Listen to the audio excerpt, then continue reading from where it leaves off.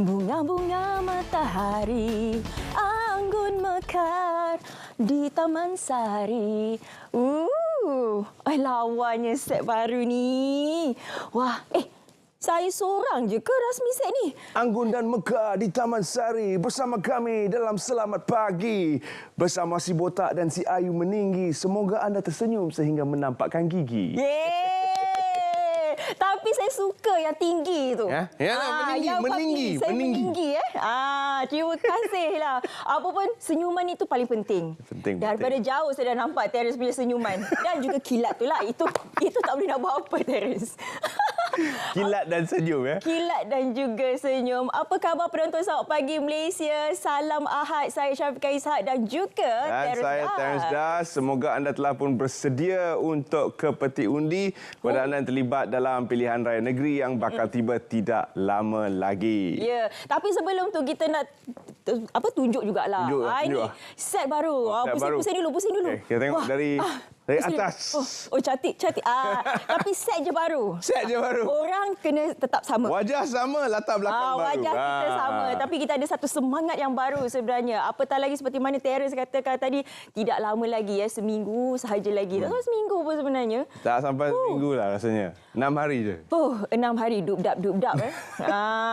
Jadi jangan lupa ya untuk balik mengundi ke kawasan masing-masing. Tapi apa yang paling penting semak jugalah di mana kawasan anda mengundi. Betul. Dan jangan lupa untuk bawa yang diperlukan seperti IC kad pengenalan. IC dan jari. IC dan jari Ini kalau tak ada masalah. Tak ada bersusah juga. Faham. Okey, kita nak lihat apa yang menarik sebenarnya cerita ataupun berita-berita semalam. Jom. Ini kita nak mulakan terlebih dahulu dengan elakkan polarisasi dalam perjuangan martabatkan bangsa. Ini yang telah pun dinyatakan oleh Yang di-Pertuan Agong Sultan Abdullah Ayatuddin Al-Mustafa Billah Shah. Jika tidak dibendung, ia mampu mengundang unsur radikalisme dan ekstremisme. Jadi ini yang telah pun dititahkan bersempena dengan Majlis Graduan di UiTM, di mana 100 graduan yang menerima ijazah Dr. Falsafah dan 14 menerima anugerah graduan terbaik di Shah Alam. Dan seterusnya, Museum Agong berkongsi perjalanan sebagai Yang di-Pertuan Agong, Permasyuri Tunku Azizah juga bersama dalam berkongsi perjalanan sebagai Yang di-Pertuan Agong dan Permasyuri Agong.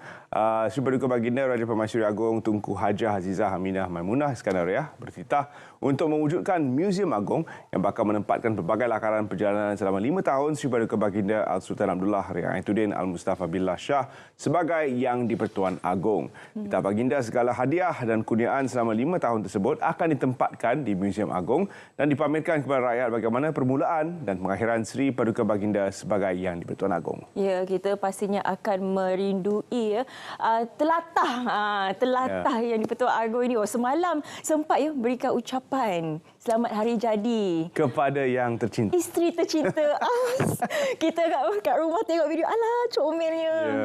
Dan kita di media juga akan memangnya akan teringat dengan segala yang dilakukan oleh Sri Paduka Baginda, terutama sekali ketika zaman-zaman di mana media berkempen dan berkumpul di pekarangan istana untuk menunggu titah Sri Paduka Baginda dalam momen-momen bersejarah dalam 5 tahun ini. Banyak sebenarnya. Banyak. Bagi makan. Hari-hari menu lain. McD KFC. McD KFC, ada Texas Chicken. Dan kita rindu yang Mini Love. Mini Love. Signature. Okey, seterusnya pula. Ini kita bercakap berkaitan dengan PRU DUN tidak lama lagi. Di mana pengundi muda perlu bijak buat pilihan. Jadi, Perdana Menteri, Yang Amat Berhormat Perdana Menteri Datuk Seri Anwar Ibrahim berkata kerana golongan muda mempunyai pengaruh kuat mencorak politik negara sekaligus menentukan masa hadapan. Beliau berucap di hadapan 1,500 pelajar pada program Temu Anwar Bicara Pendidikan Madani di Kolej Matrikulasi Pulau Pinang. Sebenarnya Pulau Pinang perlu kekalkan pilihan yang bijak yang telah pun dipilih sejak 2008. Ini pandangan peribadi. Kita terus saja ke berita selanjutnya untuk mewujudkan Politeknik Kesihatan Khas untuk veteran ATM. Ini penting. Kementerian Pertahanan Malaysia akan mewujudkan satu Politeknik Kesihatan Khas bagi veteran Angkatan Tentera Malaysia dalam menjaga kebajikan golongan itu dari segi aspek kesihatan. Timbalan Menteri Pertahanan Adli Zahari berkata penubuhan poliklinik itu akan diutamakan di negeri atau kawasan yang mempunyai kepadatan veteran ATM yang tinggi seperti Kelantan, Kedah dan Perak. Jadi tak perlulah mereka beratur panjang dalam menunggu giliran di hospital-hospital lain. Ada hospital khas untuk membantu mereka. Ya, jadi dalam kehangatan kempen PRU ini, yang paling penting ialah jangan sebarkan berita palsu. Ini pula sebaran SMS tiada penglibatan kementerian atau agensi kerajaan. Tiada ya penyebaran SMS berkaitan dengan politik. Ini yang telah pun dijelaskan oleh Menteri Komunikasi dan Digital Fahmi Fadzil menegaskan dakwaan kononnya dana awam digunakan untuk tujuan demikian juga adalah tidak benar. Jadi kena berhati-hatilah apatah lagi SMS yang berantai-rantai ni. Sebab dapat daripada grup sebelah. Betul. Grup sebelah tu sumber tak tahu daripada mana. Kan? Macam-macam. Macam-macam ada. Kita tengok ada SMS lah, ada video lah, ada yang sanggup untuk memutabelitkan kenyataan individu-individu tertentu. Betul. Dan semua pihak tidak dikecualikan. Institusi diraja pun ada yang diputarkan kenyataan untuk dijadikan video dan sebagainya. Jadi memang ada kepakaran tu adalah. Tapi gunakan untuk tujuan yang betul dan berhenti sebarkan mesej-mesej dan video-video palsu ini. Ya. Sebelum kita berehat, ingin kita kongsikan juga ini satu pencapaian yang sangat membanggakan. Ini semalam. Shereen cipta sensasi pecah rekod 200 meter kebangsaan yang berusia 25 tahun. Wah. Jadi rekod kebangsaan ini dipecahkan dalam acara 200 meter pada kejohanan di Tennessee, Amerika Syarikat pagi semalam. Kalau diikutkan catatan tersebut berjaya dipadamkan yang berusia 25 tahun milik legenda olahraga negara G Shanti iaitu 23.37 saat yang dicipta pada kejohanan Asia 1998 di Jepun. Tahniah Shereen kita ucapkan dan semoga Shereen akan terus mencipta kejayaan demi kejayaan. Masih muda usia 25 tahun sahaja. Shereen masih muda dalam memecahkan rekod ini. Jadi kita masih ada masa untuk melihat perkembangan atlet muda ini pada beliau berentap di Persada Olahraga Antarabangsa. Ya, jadi ini antara perkongsian menarik ingin kami kongsikan bersama dengan anda sebagai mukadimah untuk Selamat Pagi Malaysia edisi Ahad ini. Ada banyak lagi topik yang menarik akan kami kongsikan selepas ini, tapi kita nak berehat seketika. Jangan ke mana-mana, kembali semula bersama dengan saya Syafiqah Ishak dan juga Shiny Smiley. Jangan ke mana-mana.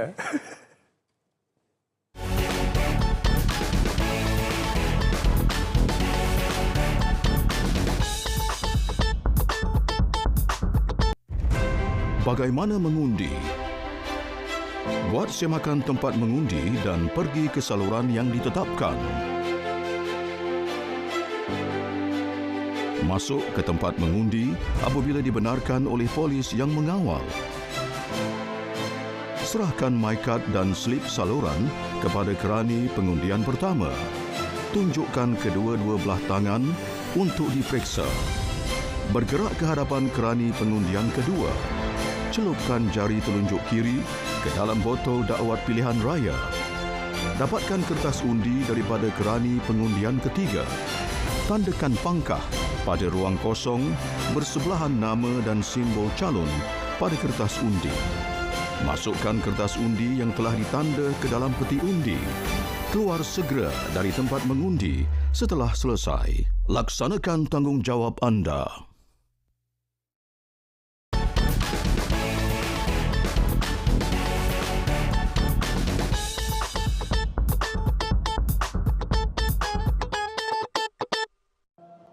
Saya kerja kat sini bermula daripada tahun 2015. Dulu klinik ni sebenarnya klinik yang kita datang secara lawatan seminggu sekali sahaja.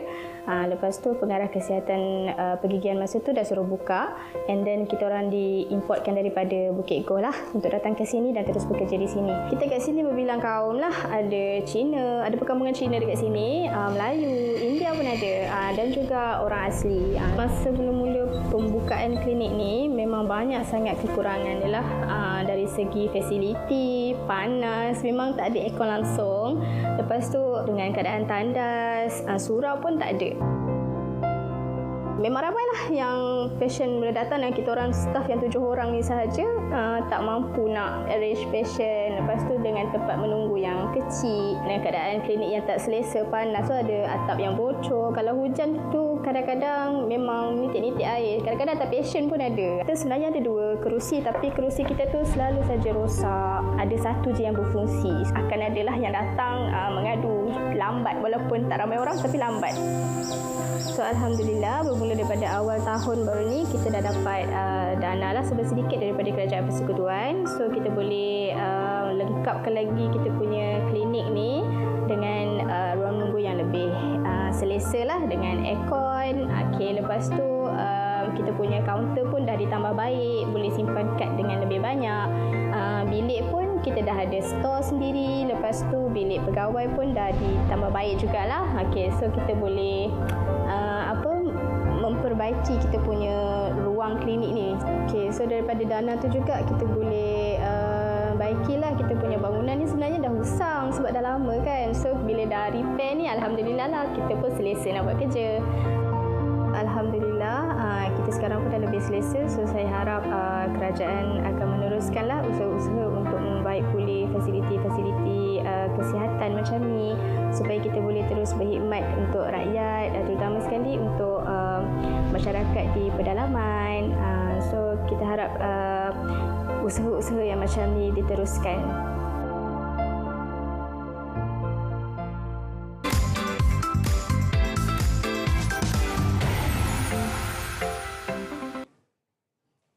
Baik, kembali bersama kami dalam Selamat Pagi Malaysia, dan seterusnya kita akan ke utara tanah air. Yes, kita akan bersama dengan rakan kita di Mutiara FM. Kabarnya ada uji bakat bintang RTM di sana yang sedang pun berlangsung. Bunga-bunga matahari. Bolehlah. Boleh. Awak kena pergilah, Karen. Saya pula, saya dah terlebih umur dah. Ke DJ Amin yang nak pergi cuba? Jom kita tanya DJ Amin. Syaratnya kena rambut ke? Kena ada rambut Saifil, bro. Ramai yang kongsi. Yang tengok pun ramai. Asyik minta PM tepi je. Tapi tak ramai yang beli. Macam mana nak buat ni? Jangan risau. Mutiara FM kan ada. Promosikan produk dan perkhidmatan syarikat anda di Mutiara FM. Yes, Mutiara FM segalanya untukmu. Assalamualaikum. Selamat pagi rakan sahabat kita di Selamat Pagi Malaysia. Terence dan juga Syafiqah, apa khabar? Baju kita pun kurang lebih lah. Cuma dalam ni nampak macam tak berapa nampak lah. Tapi coklat tu ada lah. Dan pastinya untuk anda semua, hari ni dah 6 Ogos dah pun. Pastinya macam-macam kita nak kongsikan untuk anda semua. Dan hari ni pun hari kedua dah pun bintang RTM di Pulau Pinang yang kita nak kongsikan untuk anda semua yang sekarang ni berlintas langsung di Hotel Royal Chulan Penang untuk anda semua, iaitu daripada mula 9 pagi sampailah 6 petang. Yang mana kalau anda dapat lihat dalam skrin kaca yang kita kongsikan itu, yang mana kriteria yang perlu untuk anda hadir adalah untuk mereka yang berumur 15 hingga 25 tahun, tertakluk pada warga negara sahaja, dan anda kalau amatur ke pro ke, kalau anda boleh untuk datang saja. Dia tidak termaktub untuk itu. Dan pastinya diwajibkan anda untuk bawa -1. Semalam pun Amin bersama dengan rakan-rakan pun ada juga bersama dengan Akhbar Nazri. Oi, meriah bang. Jadi hari ni last day untuk anda semua untuk nak mencuba nasib bintang RTM di zon utara. Sebab kita ada di 6 zon semuanya, di selatan, di pantai timur, Sabah, Sarawak, juga di zon Kuala Lumpur. Jadi kalau untuk anda semua yang mungkin tak berpeluang untuk hadir, mungkin kekangan masa dan sebagainya, jangan risau, anda boleh hantarkan juga di portal kita di bintang.rtm.gov.my. Dan kami sebenarnya masa sepanjang untuk uji bakat dalam bintang RTM itu, kita bawakan live juga. Anda boleh tonton kami secara langsung di aplikasi RTM Klik. Anda hanya perlu klik dia punya button play dekat bawah tu, dan dia akan terus bawa ke lintas langsung ke bintang RTM. Itu yang dapat kita kongsikan untuk bintang RTM. Jadi mungkin anda bintang yang kami cari hari ini. Dan hari ini pun dah 6 Ogos. Esok 7 Ogos. Bercakap dengan berkenaan 7 Ogos ni pun mungkin ada rakyat-rakyat Pulau Pinang yang dah tak sabar-sabar dah pun nak naik feri baru. Feri baru esok bermula 7 Ogos sampailah bulan depan. Yang pastinya untuk warga Pulau Pinang, untuk pelancong, ataupun bukan warga negara sekalipun boleh menikmati perkhidmatan feri ulang-alik yang lebih canggih dari Pengkalan Raja Tun Uda ke Pengkalan Sultan Abdul Halim di Batuwas secara percuma saja selama sebulan mulai 7 Ogos iaitu esok. Dan perkhidmatan feri baru ini akan bermula dan beroperasi dari jam 6 pagi hingga 8.30 malam. Pastinya usaha kerajaan adalah untuk memberikan perkhidmatan yang lebih selesa, yang lebih selamat. Walaupun ada segelintir, ada juga rakyat-rakyat masyarakat di Pulau Pinang juga di luar negeri Pulau Pinang yang merindukan nostalgia nak naik feri lama. Ami pun sama juga kan. Feri lama tu dia lagi open air. Tapi pastinya untuk keselesaan ini kita buatkan untuk anda semua. Dah sampai bulan lepas Ami tak silap. Feri 4 biji feri yang dah masuk mendarat di Pulau Pinang. Dan kami pastinya di skuad Jom Roda Mutiara FM pun akan bawakan kepada anda bagaimana rasanya, feel-nya naik feri baru itu. Jadi anda kena follow kita terus di kesemua platform di Facebook Mutiara FM RTM Pulau Pinang, juga di Jom Ronda untuk nak tahu kat mana destinasi-destinasi menariknya di sekitar kawasan negeri Pulau Pinang ni, okey. Dan apa pun untuk anda semua, suka untuk kami ingatkan sekali lagi untuk hari ini, jumpa anda di Bintang RTM 9 pagi hingga 6 petang. Saya kira setakat itu saja perkongsian dari Mutiara FM. Kita kembali semula bersama rakan penyampai kita di Selamat Pagi Malaysia, Terence. Silakan Terence. Tu dia, lepas ni kita naik feri baru pula bro. Terima kasih DJ Amin. Dan sememangnya kita kembali ke studio bersama dengan anda dengan satu topik yang sangat penting berkait dengan tanggungjawab peribadi. Dan ia adalah merupakan peranan rakyat dalam merealisasikan ekonomi madani. Semalam saya bersama dengan Profesor Datuk Madeline Burma di Utara Tanah Air dalam membincangkan tentang kerangka ekonomi madani ini. Dan dapatan daripada kajian Profesor Datuk Madeline Burma agak membimbangkan di mana 75% daripada pelajar lepasan SPM tidak ingin sambung belajar. Dan kesannya kalau kita lihat kepada tahap gaji dan sebagainya adalah agak membimbangkan di mana kalau semua rakyat Malaysia bergaji median iaitu RM2,600 sebulan, mereka tidak akan mempunyai cukup simpanan dalam akaun EPF untuk mendapat satu jumlah iaitu RM240,000 yang disebutkan oleh Yang Berhormat Timbalan Menteri Kewangan. Dan RM240,000 ni akan memungkinkan seseorang yang telah pun bersara mendapat RM1,000 sebulan untuk 20 tahun berikutnya. Jadi ia adalah satu angka yang cukup-cukup makan sahaja. Tapi itu pun tidak dapat kita sampai kalau berada pada paras gaji minima ataupun gaji median. Dan satu cara untuk mengatasinya adalah mengambil tanggungjawab ke atas diri sendiri, teruskan belajar, teruskan berdedikasi untuk memperbaiki diri. Namun adakah rakyat Malaysia bersedia untuk menggalas tanggungjawab ini? Kita bersama dengan Dr. Nur Rashidah Osman, Pensyarah Kanan Jabatan Ekonomi dan Pengurusan Kewangan dari Fakulti Pengurusan dan Perniagaan UiTM Cawangan Selangor, kampus Puncak Alam. Terima kasih kerana bersama kami pagi ini. Terima kasih Terence and Assalamualaikum. Bismillahirrahmanirrahim. Terima kasih Selamat Pagi Malaysia kerana sudi menjemput saya pada hari ini untuk membincangkan topik yang telah dikatakan tadi ya. Selama ini kita sebut tentang ekonomi madani daripada perspektif kerajaan, tapi now apa pula peranan rakyat? Betul? Betul. Jadi dua teras utama ekonomi madani, raise the ceiling, raise the floor. Ya, betul. Tapi dalam masa yang sama, rakyat pun kenalah buat pull up sikit, kena buat push up sikit. Ya.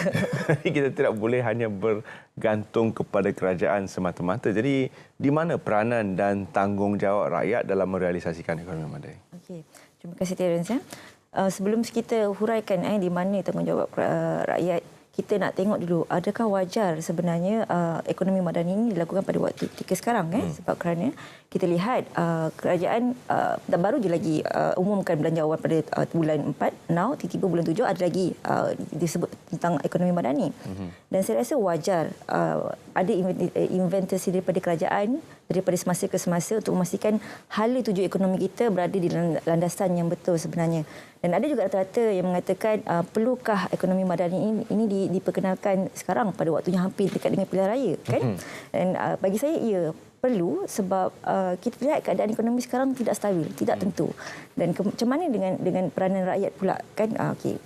Kalau kita lihat di sini rakyat telah kita panggil keadaan ekonomi yang tidak baik menyebabkan kos hidup yang tinggi memerlukan perhatian daripada kerajaan. Bukan sahaja di Malaysia, malah di ekonomi dunia juga menghadapi masalah yang agak serius. Ya.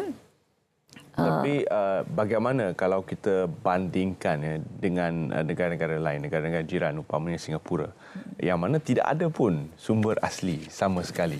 Mereka tidak ada satu sumber asli pun, tapi semuanya bergantung pada rakyat mereka untuk mencipta dan memperbaharui ekonomi.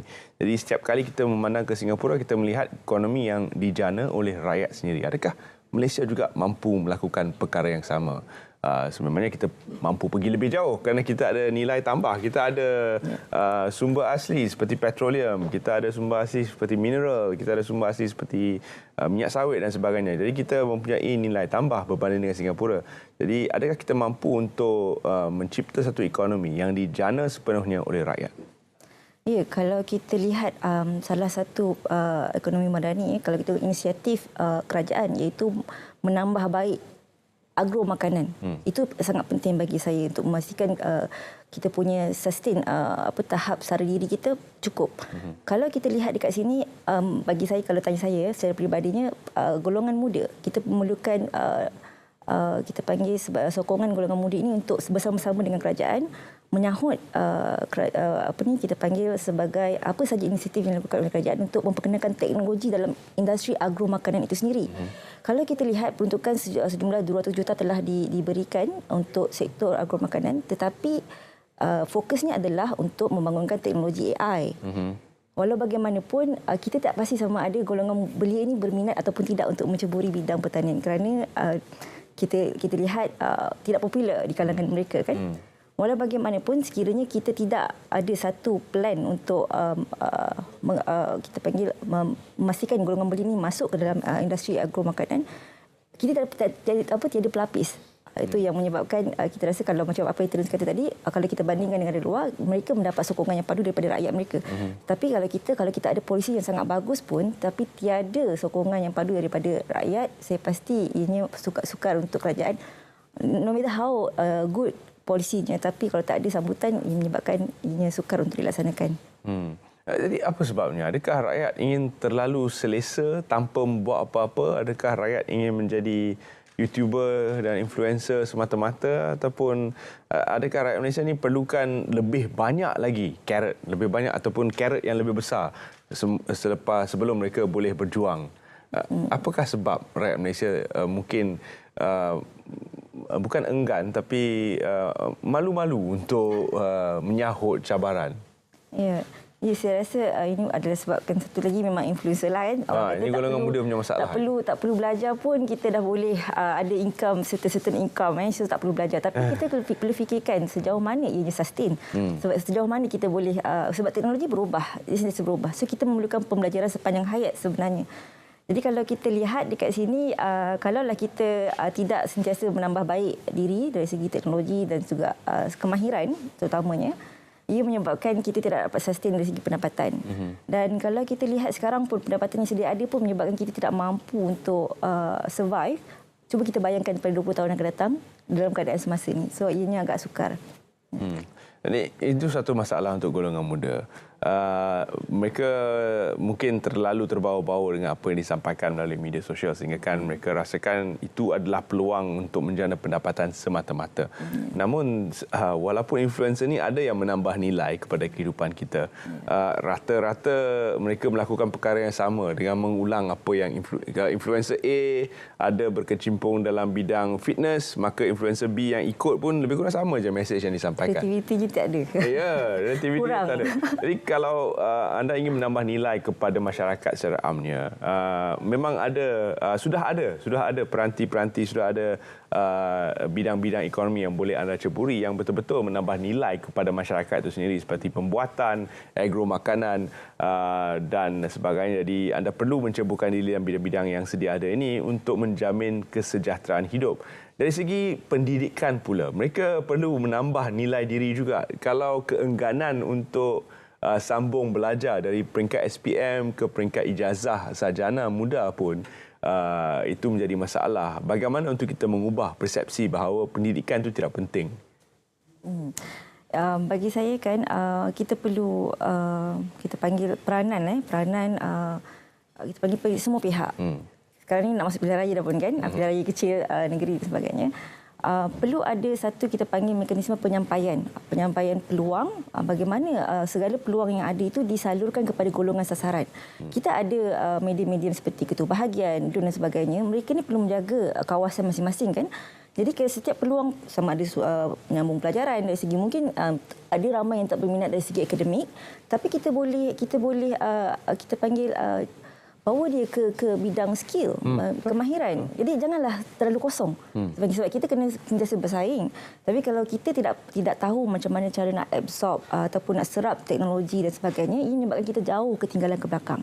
Jadi perlu ada kemahiran yang saya rasa saluran ini perlu golongan-golongan seperti ketua bahagian dan sebagainya, mereka perlu memainkan peranan, media juga perlu memainkan peranan menyampaikan maklumat ini supaya memastikan mereka berminat untuk. Kita perlu ubah minda, ubah mindset. Tidak perlu belajar pun kita boleh dapatkan income yang lebih. Sebab mungkin boleh, tapi dari segi bagaimana kita nak sustain. Adakah kita mampu nak bertahan?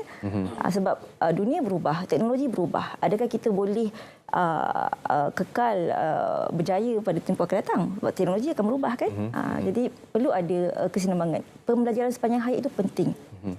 Bagaimana untuk kerajaan sampaikan mesej ini bahawa bukan setakat mempunyai polisi yang cantik, mempunyai mekanisme madani yang lengkap, namun perlukan buy-in daripada pihak rakyat. Bagaimana untuk kerajaan sampaikan mesej ini agar berkesan dan diterima oleh semua lapisan, terutama sekali golongan muda? Ya, saya nampak sekarang kerajaan pun dia sudah mula fikirkan tentang perkara tersebut, sebab dia rasakan banyak polisi yang telah dilakukan tapi didapati macam sambutan tu mungkin agak kurang kan. Jadi dia perkenalkan sebagai satu cakna ekonomi, dia panggil, yang mana semua orang perlu cakna dengan keadaan ekonomi, bukan sahaja ekonomi semasa, ekonomi domestik, malah ekonomi dunia. Apa yang perlu dilakukan dari segi perbelanjaan, bagaimana kita berbelanjakan duit kita. Adakah kita banyak berbelanja barangan domestik ataupun antarabangsa? Bagi saya ini juga penting. Sebab kalau kita banyak sangat berbelanja di luar negara, sebagai contohnya banyak mengimport barangan, aliran keluar mata wang kita terlalu tinggi menyebabkan nilai mata wang kita jatuh. Tetapi jika kita terus berbelanja di dalam negara kita sendiri, ia akan merancakkan ekonomi domestik sebenarnya dan akan menyebabkan kita kalis, orang kata apa, kalis inflasi. Itu ia akan menjadi sebegitu. Ya. Jadi mesej-mesej ini penting untuk disampaikan sebagai kita memahami tanggungjawab kita sebagai rakyat dan di mana kita boleh membantu negara untuk terus mencapai kecemerlangan. Raise the ceiling, raise the floor. Itu adalah dua mesej utama yang ingin disampaikan oleh ekonomi madani supaya kesejahteraan rakyat lebih terjamin. Namun perlu ada buy-in daripada anda. Terima kasih kita ucapkan kepada doktor. Ada mesej-mesej akhir untuk terutama sekali pelajar-pelajar yang tadi tu 75% yang enggan ataupun tidak mahu meneruskan pembelajaran. Ya, buat pelajar-pelajar semua ya, saya rasa anda perlu menambah nilai diri anda, bukan sekadar kalau anda terminat akademik, cuba lengkapkan diri dengan kemahiran ya. Anda perlu sentiasa menambah baik kemahiran anda bagi pendapatan yang masa akan datang ya. Baik, terima kasih doktor, dan seterusnya kita akan ke Perlis, utara tanah air. Kalau belajar tak mahu, main go-kart macam mana? Kita saksikan program go-kart di Unimap. Silakan. Baik, terima kasih rakan setugas. Dan hari ini saya bersiaran di litar go-kart milik Universiti Malaysia Perlis, Unimap. Dan menariknya, litar ini merupakan satu-satunya di negeri Perlis dan dibuka bukan sahaja untuk pelajar dan kaki tangan universiti ini, tetapi ia dibuka untuk orang ramai yang meminati sukan pemotoran. Dan untuk lebih lanjut, kita akan bersama dengan Ketua Pusat Kecemerlangan Automotif dan Motorsport Unimap, Profesor Dr. Syariman Abu Bakar. Baik, terima kasih Prof untuk pagi ini. Dan Prof, boleh Prof ceritakan sikit mungkin tujuan pembinaan atau pembukaan litar go-kart di Unimap ini sendiri? Okey, terima kasih pihak TM kerana datang melawat litar Unimap. Saya Syahriman, saya adalah Ketua Pusat Kecemerlangan Automotif dan Motorsport di Unimap. Tujuan litar ini dibuat dan dibuka adalah nombor satu untuk menyokong polisi dasar automotif negara untuk membantu industri-industri dalam automotif. Jadi asalnya apabila litar ini dibuka, kita mempunyai pelbagai automotif industri datang untuk bekerjasama dengan kita untuk meningkatkan lagi teknologi automotif. Jadi hasil terkini yang kita telah lakukan termasuklah kita pernah membawa motosikal yang kita buat, motosikal sleeperless hybrid motosikal yang pertama di Malaysia ke SPM sendiri pada tahun lepas bulan September. Jadi tujuannya supaya pelajar-pelajar boleh bekerjasama dengan industri otomotif untuk meningkatkan lagi teknologi otomotif. Jadi kita juga bekerjasama dengan industri otomotif terkenal seperti Modernas, Proton dan lain-lainnya. Di samping penyelidikan iaitu membolehkan pelajar dan staf akademik untuk bekerjasama dengan industri otomotif, kita juga membuka litar ini kepada pihak umum, awam untuk menjalankan perniagaan atau mendapatkan dana untuk universiti. Termasuklah go-kart ini. Jadi pihak-pihak yang teringin datang ke litar ini untuk menikmati go-kart secara berkumpulan, secara berseorangan, dan bukan itu saja, pelajar-pelajar orang awam boleh datang dan juga boleh datang secara package ataupun corporate event, ataupun nak buat kenduri pun boleh di sini sambil membuat kenduri dan merasakan menaiki go-kart. Dan juga untuk corporate event, family day, boleh merasai bagaimana kita melakukan Formula One, kita replikakan Formula One menggunakan go-kart ini.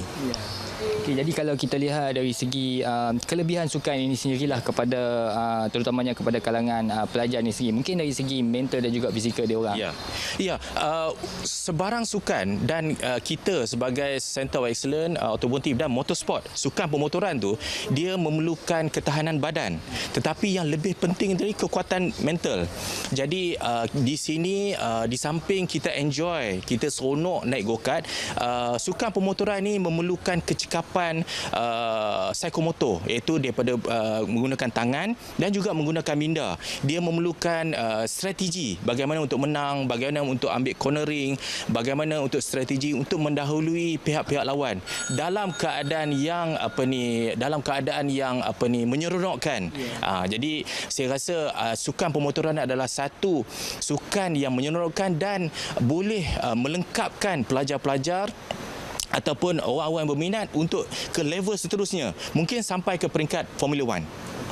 Baik, terima kasih Prof untuk hari ini. Jadi kita lihat kalau kata untuk mereka yang ingin merasai permainan ini boleh datang ke sini untuk merasainya sendiri. Dan itu dulu cerita pagi dari Negeri Perlis. Kembali semula kepada rakan penyampai di Angkasa Puri. Silakan.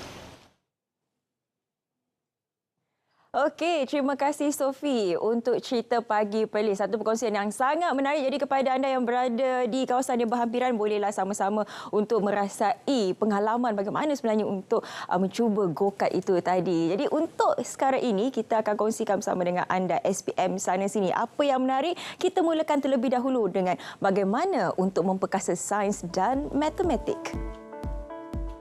Kurikulum sedia ada akan diperkasa bagi menarik minat pelajar terhadap mata pelajaran sains dan matematik.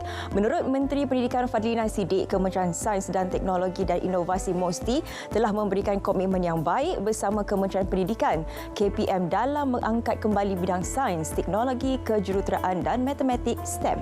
Beliau mengulas cadangan Perdana Menteri Datuk Seri Anwar Ibrahim supaya satu pendekatan baharu dirangka KPM bagi menarik minat pelajar terhadap mata pelajaran sains dan matematik. Ini pula berkaitan dengan program Jualan Rahmah yang mana akan dilaksanakan 2 kali sebulan di 640 Dewan Undangan Negeri DUN di seluruh negara bermula bulan ini. Pelaksanaan itu susulan peruntukan tambahan sebanyak RM50 juta yang diterima Kementerian Perdagangan Dalam Negeri dan Kos Sara Hidup KPDN seperti yang diumum Perdana Menteri Datuk Seri Anwar Ibrahim 30 Julai lepas. Katanya lagi sejak program Jualan Rahmah mula diperkenalkan pada awal Januari lalu, sebanyak 1,193 lokasi terlibat dengan jualan rahmah di seluruh negara dengan rekod jualan RM50 juta. Ini pula berkaitan dengan kes HFMD di mana Perak mengambil langkah berjaga-jaga susulan penyakit tangan, kaki dan mulut HFMD dikesan di beberapa daerah di negeri berkenaan. Esko Pendidikan Pengajian Tinggi Belia dan Sukan Negeri Khairuddin Abu Hanifah berkata, seramai 45 murid sekolah rendah di negeri itu dilapor dijangkiti sejak bulan lalu. Beberapa kelas prasekolah dan sekolah rendah diarah tutup oleh pejabat kesihatan daerah selama 10 hari bagi membendung penularan. Itu dia perkongsian untuk SPM sana sini hari ini. Seterusnya kita akan bersama dengan rakan kita selepas ini di Terengganu untuk cerita Pagi Terengganu. Tapi kepada anda yang sedang menyaksikan kami di Selamat Pagi Malaysia, siaran ini bermula jam 8 hingga 10 pagi pastinya di Studio N1 Wisma Berita Angkasa Puri Kota Media. Anda juga boleh saksikan kami melalui RTM Klik. Jangan lupa hari ini ada banyak sebenarnya akan kami kongsikan dan juga di akhir nanti kita akan bersama dengan seorang tetamu yang sangat istimewa. Jadi kena teruskan kesetiaan anda bersama dengan kami sehingga jam 10 pagi. Tapi terlebih dahulu kita nak terus saja bersama dengan rakan kita di Terengganu untuk cerita Pagi Terengganu. Silakan. Rakan Sugas di Angkasa Puri, terima kasih. Assalamualaikum, salam Malaysia. Mari di cerita pagi langsung dari Terengganu hari ini. Saya akan bawa rangkuman kempen bagi dua daerah, iaitu daerah Setiu dan juga daerah Besut pada Jumaat dan Sabtu semalam. Dan di daerah Besut sebenarnya bermula dengan Dun Permaisuri N06, calon Hamdan Hamzah melakukan kempen bersama masyarakat sekitar di Pasar Ru 10 sebelum menyantuni penduduk di kawasan sekitar. Calon PAS Permaisuri pula Muhammad Yusof Majid menjarahi penduduk di Kampung Mangkuk. Bagi N05 Jabi, calonnya Rosdi Zakaria memulakan kempen dengan menziarahi beberapa penduduk di Kampung Cabang 3 Pak Wong. Beliau juga meluangkan masa bertanya khabar seorang ibu tunggal yang menjaga 3 anak OKU. Datuk Sabri Muhammad Nur pula mewakili N07 Langkap memulakan kempen semalam dengan bersama masyarakat sekitar dalam program jualan ramah di Kampung Gong Terap. Beliau meluangkan masa hampir 1 jam bersama masyarakat sekitar sebelum melakukan ziarah kasih ke Kampung Jelapang dan kawasan-kawasan sekitar di Dun Langkap. Dan Tengku Zayahan Cikgu Abdul Rahman calon N01 Kuala Besut juga turut melakukan ziarah kasih ke rumah Ahmad Kamarudin Muhammad Senari di Kampung Alor Teratai yang mengidap angin ahmar. Beliau juga turut menyantuni penduduk sekitar di Kampung Tok Sabah Kuala Besut. Calon N02 Kota Putra Datuk Fahmi Yusof juga meluangkan masa hujung minggu melakukan ziarah kasih ke beberapa rumah di kawasan sekitar. Antaranya menziarahi Zaim Juhulan Augustin Abdullah 41 tahun yang lumpuh seluruh badan selepas mengalami strok otak 4 bulan lalu. Selain itu juga Datuk Fahmi menyantuni penduduk di sekitar kawasan Kampung Raja. Dan bagi calon N03 Jertih Rozaini Rasli juga mengambil pendekatan sama dengan menziarahi penduduk sekitar di Kampung Tok Raja Jertih. Dan sebenarnya keseluruhannya kempen di kedua-dua daerah ini berjalan dengan lancar tanpa sebarang kejadian tidak diingin, dan diharapkan momentum ini kekal, politik matang dan sihat ini kekal sehingga hari pengundian 12 Ogos ini. Jadi dapat saya rangkumkan untuk kempen 2 hari iaitu di daerah Setiu dan juga daerah Besut. Kembali pada rakan Sugas, silakan. Terima kasih kepada rakan kita dari Terengganu. Seterusnya kita akan membawa tumpuan anda kepada generasi Z. Generasi Z. Ini Terence memang ada banyak pengalaman. Saya ada banyak pengalaman selama 12 tahun. Oh, sama je Pak. Memanglah ngam-ngam umur anak dia lah. Okey, apa yang kita nak bicarakan mengenai generasi Z ini? Sebab mereka ni lebih cenderung ke arah teknologi digital. Tak sama macam generation. Kita. Kalau dulu kita digital seni ni melukis guna apa? Krayon. Ya, dulu kita adalah sumber ibu bapa kita adalah sumber informasi kepada kita. Tapi sekarang dia macam tak percaya tahu kita cakap apa. Dia tanya Google. Dia tanya Google. Tak percaya. Mak bapa cakap. Nasib baik kat sini tak ada Siri. Kenapa awan biru? Kenapa langit biru? Kita bagilah jawapan. Tak percaya. Tak percaya. Kecek. Oh, susah juga. Itulah cabaran sebagai ibu bapa dalam generasi Z ni. Okey. Tapi apa pula cabaran dia untuk kita memperkasakan lagi bakat seni digital ini di kalangan generasi Z? Itu yang akan kita bicarakan bersama dengan tetamu kita di studio, Teknologis Asrul Hafiz Huliman Hamid Ahmad, Pensyarakanan Bidang Teknologi, Kandungan Kreatif, Pengajian Seni Digital dan Imajan, UiTM. Terima kasih. Selamat pagi. Selamat pagi. Apa khabar? Alhamdulillah. Apa khabar? Khabar Tapi baik. kalau kita boleh lihat situasi, tak ada siapa pun generasi Z di sini. Tapi generasi Z ni sebenarnya umur dia bagaimana? Okey, untuk pengetahuan anda semua, generasi Z atau kita dipanggil juga Gen Z ini berusia lebih kurang pada tahun, mereka lahir daripada tahun 1997 sehingga 2012. Okey, ramai ahli analisis menyatakan bahawa Gen Z ini memiliki sifat dan karakteristik yang berbeza daripada generasi sebelum ini. Okey, saya ambil contoh artikel daripada Ryan Jenkins tahun 2017. Beliau menyatakan bahawa dalam artikel yang berjudul 4 Reasons Generation Z will be the most different generation. Dia menyatakan bahawa generation Z ini lebih diverse ataupun pelbagai. Okey, kalau kita lihat pada masa lalu, semua inovasi dunia direka memberi kesan kepada dunia fizikal kita. Sebagai contoh, inovasi kepada roda, mesin cetak, kereta dan sebagainya. Tetapi inovasi sekarang ni lebih kepada internet, Facebook, Grab, Netflix ataupun game itu sendiri. Saya ambil contoh game Pokemon Go. Okay, kalau you guys nak tahu ataupun kalau semua nak tahu, pada bulan pertama saja sebanyak 130 juta pengguna download aplikasi ini. Wow. Ini membuatkan generasi ini kemungkinan akan menggunakan augmented virtual reality pada masa akan datang. Ya. Kita main apa dulu? Super Mario. Ya, saya main Super Mario, betul. Okay. Tapi sekarang macam anak saya pun dah tak main Pokemon Go, dia main Roblox. Faham. Jadi ia adalah macam benda yang kita tak pernah jangka akan jadi. Bila kita cuba main dengan dia, kita pun pening. Faham. Benda tu memang luar daripada skop gaming kita lah. Betul. Yelah, kalau dulu kita guna lain joystick kita kan. Jadi mungkin minda kreatif mereka pun berbeza. Betul.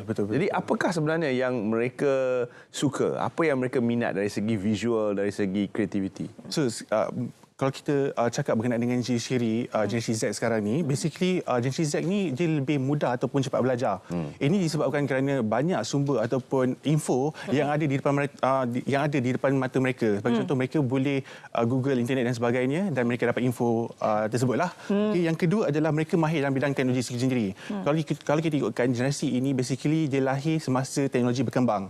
Oleh itu mereka mungkin boleh menggunakan software-software yang ada ataupun aplikasi yang ada untuk membuat apa-apa perkara untuk menjelahkan mereka punya kreativiti dari bidang seni digital itu sendiri. Dan ketiga adalah berkomunikasi di dunia maya itu sendiri. Okey, kalau kita nak tahu, generasi ini merupakan generasi yang mempunyai media sosial, which is yang paling ramai sekali. Okey, 60.9% generasi Z sekarang ni adalah suka berinteraksi secara maya. Okey, kalau kita lihat pengguna Malaysia sekarang ni kebanyakan menggunakan internet, betul tak? Okey, jadinya basically internet kita gunakan dalam pelbagai perkara. Kalau kita nak tahu, 33.03 juta ataupun 96.8% adalah pengguna internet di Malaysia. Okay, kalau kita pergi kepada media sosial pula, pengguna memperuntukkan selama 2 jam 47 minit ataupun 3 jam untuk menggunakan sosial media dalam satu hari. Ini membuatkan internet sangat relevan ataupun seni digital sangat relevan pada masa sekarang lah. Kalau kita melihat negara seperti China yang cuba menghadkan penggunaan internet untuk orang muda 2 jam sehari untuk mereka yang berusia 16 tahun dan ke atas, dan yang ke bawah tu terus dia tak bagi. Jadi mereka cuba menghadkan pendedahan dunia digital kepada anak-anak muda. Namun kita di Malaysia tidak ada undang-undang seperti itu. Alhamdulillah, kita boleh memberikan peluang kepada anak kita untuk terus berkarya di dunia maya. Ya, apakah had-had yang perlu kita letakkan sebagai ibu bapa dalam pada bukan menghalang tapi cuba untuk memberikan mereka keseimbangan? So basically berkenaan dengan had-had ni, kalau kita ikut berkenaan dengan had berkenaan dengan perkara ini, basically kalau kita lihat sekarang ni, kita kalau boleh sepatutnya kita memberi exposure kepada orang zaman sekarang ni. Sebab apa? Sebab seni digital ataupun mereka ini banyak kegunaan mereka. Okey, sebagai contoh berkenaan dengan untuk memperkasakan bakat seni digital ini, paling penting sekali adalah pendidikan mencerdaskan seni kreatif sendiri. Sebagai contoh di Malaysia, Okey, di Malaysia ataupun kita mempunyai universiti ataupun college yang mempunyai program yang bersifatkan seni digital. Okey, daripada perkara-perkara ini mereka boleh memperkasakan lagi skill ataupun kreativiti mereka dari segi sudut seni digital itu sendirilah. Okey, dalam masa yang sama juga, okey, mereka boleh memberikan latihan ataupun membuat karya-karya akhir mereka untuk memperkembangkan atau mempercantikkan mereka punya kreativiti ataupun seni kreatif mereka lah. Jadi jangan halang kita cuma hala tujukan ke tempat yang lebih betul. Saya setuju dengan apa Terence katakan tadi itu. Hala tuju. Sebab apa yang paling penting sekarang ialah bagaimana sebenarnya mereka ni nak survive di luar sana. Keboleh pasaran graduan dalam seni digital ini, itu yang perlu kita fikirkan. Sebab apa kita nak tengok adakah banyak sebenarnya peluang dan juga ruang untuk mereka di luar sana? Sangat-sangat banyak. Okey, sebagai contoh pelajar-pelajar animasi atau pelajar-pelajar kita sendiri ada ataupun ada akaun YouTube sendiri ataupun akaun TikTok atau ada akaun TikTok sendiri. Mereka punya subscribers lebih kurang dalam 2 juta, 1 juta subscriber. Ini membuatkan mereka boleh menunjukkan mereka punya kreativiti ataupun skill ataupun konten digital mereka kepada bukan sahaja Malaysia tetapi di peringkat global. Ini satu, seterusnya untuk anak-anak muda yang sedang menonton siaran ini, yang berminat untuk mendapatkan pendidikan dan asas dalam penggunaan sistem-sistem digital, bahasa digital dan sebagainya. Ke mana hala tuju mereka? Di mana perlu mereka mendaftar untuk mendapatkan pendidikan lanjut? So basically macam saya katakan tadi, kita ada college ataupun universiti yang menawarkan program-program yang berteraskan seni digital ini sendirilah. Kursus apa? Nama kursus? So, kita ada kursus Creative Content Technology yang merangkumi program animasi, game design dan juga motion design lah. So di college pun ada banyak juga program yang menawarkan seni digital itu sendirilah. Kalau kita bercakap mengenai seni digital itu banyak sebenarnya cabang-cabang dia. Ya, betul. Jadi memang kita kena ketahuilah satu persatu sebab dia bukan ada satu skop saja. Kita risau sekarang ni anak-anak muda ni dia nampak satu arah tuju sahaja. Sebab itulah perlunya ada pendidikan yang lebih formal supaya pendidikan formal ini yang akan membawa mereka kepada hala tuju yang lebih baik. Mungkin ada sedikit harapan daripada Tuan. Okey, harapan saya basically saya harapkan generasi Z sekarang ni gunakanlah opportunity which is software yang ada ataupun perkara yang ada sekarang ni ke benda yang lebih baiklah untuk mentengahkan dia punya karya ataupun kreativiti seni digital ini ke peringkat yang lebih global lah. Okey. Gen Z, the smartest generation. Ya, dan juga yang paling mencabar sekali. Kita tengok sajalah. Tengoklah contoh bapa di sebelah ini. Kenapa kau tengok sini? Dia gugur sebab itulah mungkin stres kan. Apa pun terima kasih banyak-banyak saya ucapkan kepada teknologis Asrul Hafiz Huliman Hamid Ahmad, pensyarah kanan bidang teknologi kandungan kreatif pengajar seni digital dan Imejan UiTM. Terima kasih. Baik, kita akan berehat seketika Fika untuk memberi laluan kepada rakan-rakan kita di Jabatan MAP Malaysia dan kita akan kembali bersama anda selepas ini. Jangan ke mana-mana.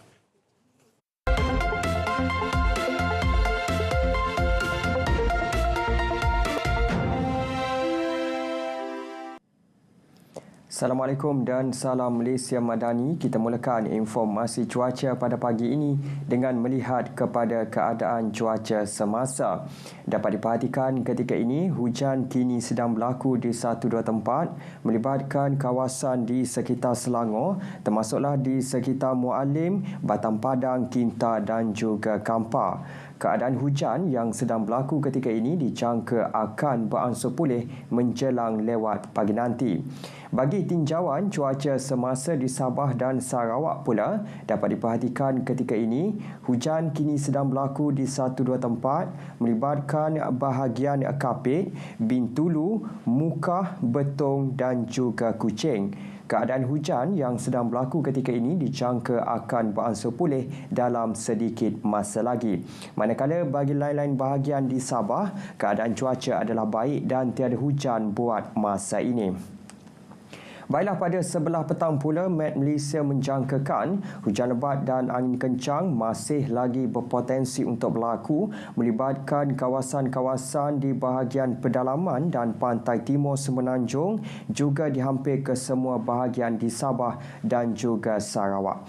Oleh yang demikian, dinasihatkan kepada semua agar sentiasa waspada dan dapatkan informasi cuaca yang terkini dari semasa ke semasa.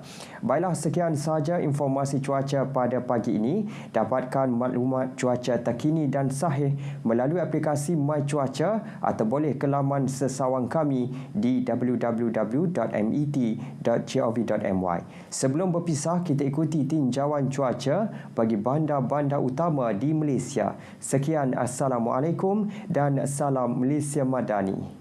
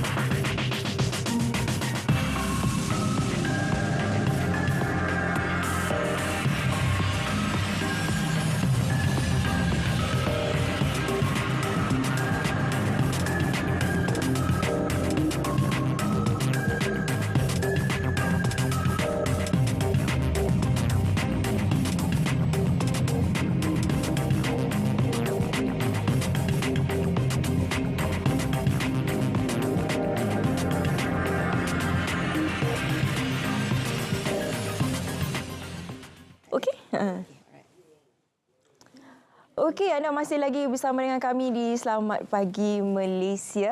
Seterusnya, kita akan bersama dengan satu topik yang sebenarnya sangat penting untuk wanita di luar sana. Apatah lagi, kanser payudara. Ini merupakan satu kanser yang menyerang wanita dan juga pembunuh nombor 1 wanita. Jadi untuk bicara lebih lanjut mengenai tips dan juga bagaimana sebenarnya untuk kita berjuang menghadapi kanser payudara ini, bersama dengan saya ialah Naib Presiden Persatuan Kebajikan Kanser Payudara Malaysia, Puan Naliza Fahrul Rozi ataupun Kak Nel. Assalamualaikum. Waalaikumsalam Syafiqah. Apa khabar hari ini? Alhamdulillah. Macam Kak Nel sendiri ialah seorang pejuang untuk kanser payudara ini. Tapi itulah secara mukadimahnya saya berkatakan sebentar tadi bahawa kanser ni memang pembunuh nombor 1 untuk wanita, kanser payudara. Kalau berbanding dengan cervix dengan yang lain kan. Betul. Sebenarnya di Malaysia kanser payudara adalah yang top kanser. Ada 3 kanser yang kira yang paling banyaklah di Malaysia. Pertama payudara, yang kedua adalah lung cancer dan ketiga adalah colorectal cancer. Dan ketiga-tiga kanser ni adalah lebih kurang merangkumi dalam separuh daripada kes-kes kanser di Malaysia. Okey. Kalau setakat sehingga ke hari ini bagaimana dari segi statistiknya, Kak Nel? Okey, lebih kurang 1 daripada out of 19 atau 20 orang akan mengidap pesakit kanser.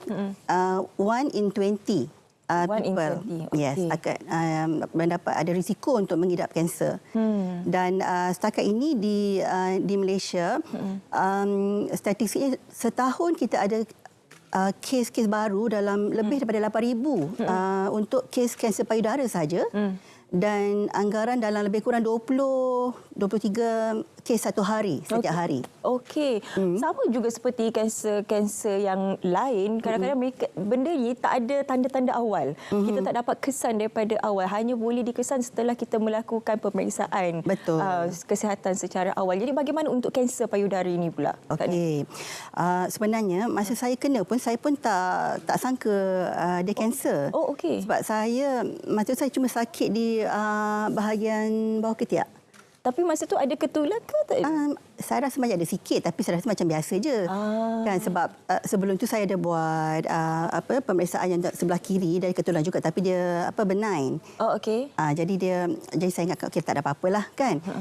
Dan ketika itu memang saya agak sibuk dan saya selalu travel untuk kerja kan. Jadi saya ingatkan mungkin muscle pain lah kan. Tapi entah macam ni dia dah terlalu sakit. Tiba-tiba dia sakit kan dan saya kena pergi emergency dan kemudian barulah dapat tahu sebenarnya itu kanser.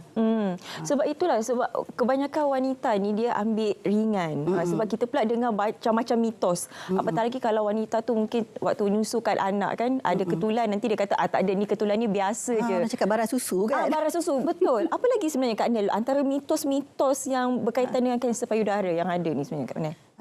Okey. Orang ingat kalau sakit saja baru kanser, tapi kebanyakan yang kena kanser payudara dia tak rasa sakit pun sebenarnya. Ya, jadi itulah pentingnya untuk kita selalu buat breast self examination setiap bulan lah kan, kalau boleh dalam masa 10 hari selepas datang haid kita kena buat pemeriksaan payudara sendiri. Okey. Eloknya kita baring dan kita rasalah jika ada ketulan-ketulan yang tak normal kan, dan segeralah buat pemeriksaan kan. Selalu kalau lebih pada 40 tahun kita sarankan untuk buat mammogram. Tapi kalau bawah 40 tahun kita pergilah buat saringan. Ya kan. Janganlah kita buat tanggapan sendiri seperti mana tadi Kak Nin kata, mungkin orang ingat susu lah, angin lah, urat lah. Padahal benda tu mungkin sebagai tanda-tanda awal untuk kanser payudara. Tapi itu ialah antara kesan-kesan, bukan tanda-tanda awal ataupun bagaimana sebenarnya untuk kita mengesan kanser payudara ini. Yang paling penting sekarang ini selepas kita melakukan pemeriksaan dan jika disahkan kita merupakan penyakit ni, kanser payudara ni, apa langkah seterusnya Kak Nia? Okey. Selalunya bila kita dapat kesan ni, kita mesti akan dikesan melalui sama ada mammogram, kita pergi mammogram atau kita buat saringan, dan selalu dia akan refer kepada hospital kan. Jadi macam saya kanser saya dikesan oleh seorang breast surgeon. Dan kemudian saya disarankan untuk membuat mastektomi, ya. Dan selepas mastektomi kita ambil masa dalam sebulan untuk sembuh daripada luka surgery itu, dan kita mulakan rawatan kemoterapi. Bila nak mulakan rawatan itu, persediaan dan juga persiapan, bukan saja persediaan dan juga persiapan dari segi mental, fizikal, tetapi juga dari segi keuangannya. Okey, sebenarnya rawatan kanser ni sangat mahal. Ya. Okey, kalau rawatan standard kanser ada di hospital, semua hospital kerajaan. Tetapi setengah rawatan dan untuk setengah jenis kanser payudara mungkin agak terhad atau tak ada di hospital kerajaan. Jadi contohnya macam saya HER2 positif, jadi saya memerlukan Herceptin. Dan Herceptin tak accessible di semua hospital, dan kalau ada pun agak terhad, dia akan select. Jadi bagi saya persediaannya adalah kewangan, kita kena ada insurans, medical insurance sendiri. Kalau boleh sendiri, jangan mengharapkan kepada insurans syarikat semata-mata, sebab kebanyakan syarikat di Malaysia tak menyediakan insurans untuk critical illness untuk employees kan. Ya, kalau tak ada insurans, kita memang bergantung kepada hospital kerajaan, dan kalau rawatan yang kita nak tu tak ada, maksudnya kita tak dapat meneruskan rawatan. So dah tak ada accessibility untuk mendapat rawatan. Sebab itulah pentingnya saringan awal itu dilakukan seawal yang mungkin. Jadi perlunya ada ilmu pengetahuan berkaitan dengan ini. Jadi untuk macam BCWA sendiri, apa di antara usaha yang dilakukan untuk meningkatkan lagi kecaknaan di kalangan wanita? Okey, di BCWA kita ada 3 pillars lah ya. Kita melalui pendidikan awam, dan kita bagi juga material support kepada pesakit-pesakit kanser, dan ketiganya kita buat outreach, community outreach. Dan aktiviti community outreach ni kita akan, di sinilah kita banyak mengesan kes-kes kanser daripada tahap awal. Sebenarnya itulah penting untuk membuat saringan jangan ambil mudah. Jadi untuk macam BCWA sendiri bagaimana perkhidmatan sokongan yang diberikan? Kerana apa?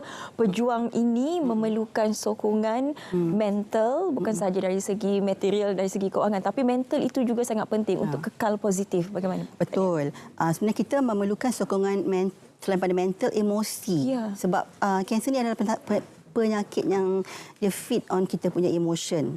Ya, kita tak boleh terlalu stres kan. Jadi kalau di BCWA kita ada kita panggil emotional support. Ada 2 jenis emotional support yang kita berikan. Satunya adalah group counselling session yang kita buat setiap bulan pada minggu ketiga setiap bulan. Ya, ini kita invite semua breast cancer survivors di mana juga berada. Ya. Dan kita juga ada one-to-one counselling untuk mereka yang tak nak join group counselling. Selain daripada itu, kita juga ada peer support counselor. Maksudnya mereka ni akan datang melawat pesakit di hospital atau di rumah, ya, untuk memberikan sokongan emosi dan juga dibawa juga material support, contohnya macam temporary prosthetic bra dan yang memerlukan wig. Kita juga bagi pinjam wig untuk selama mana yang mereka perlukan. Kalau macam kanser payudara ni dia sangat sinonim dengan warna merah jambu ataupun pink. Kita difahamkan ada Pink Sisters. Ya, hari ini kita ada. Hari ini kita ada Pink Sisters Day. Ya, bertempat di Menara Ken TTDI. Dan Pink Sisters Day ni sebenarnya adalah untuk meraihkan pejuang-pejuang kanser payudara dan juga bukan saja kanser payudara tapi kanser-kanser yang berkaitan dengan wanita juga. Jadi tujuan kita untuk mengumpulkan pejuang-pejuang kanser payudara untuk meningkatkan solidariti, dan kita akan berikrar yang membuat pledge untuk sama-sama saling menyokong di antara satu sama lain. In this disease is bukan penyakit yang kita boleh fight alone. Kita tak boleh fight ni seorang-seorang. Kita perlu ada community. Jadi kami berharap untuk mewujudkan community kanser payudara yang sangat membantu di antara satu sama lain dan menyokong dari segi emosi. Ya, kerana dalam kesempatan masa ini mungkin boleh berikan sedikit tips ataupun nasihat kepada wanita di luar sana. Yang pertama, kena lakukan segera pemeriksaan awal tu, dan juga kepada pejuang-pejuang di luar sana. Okey. Kepada pejuang-pejuang kanser yang di luar sana tu,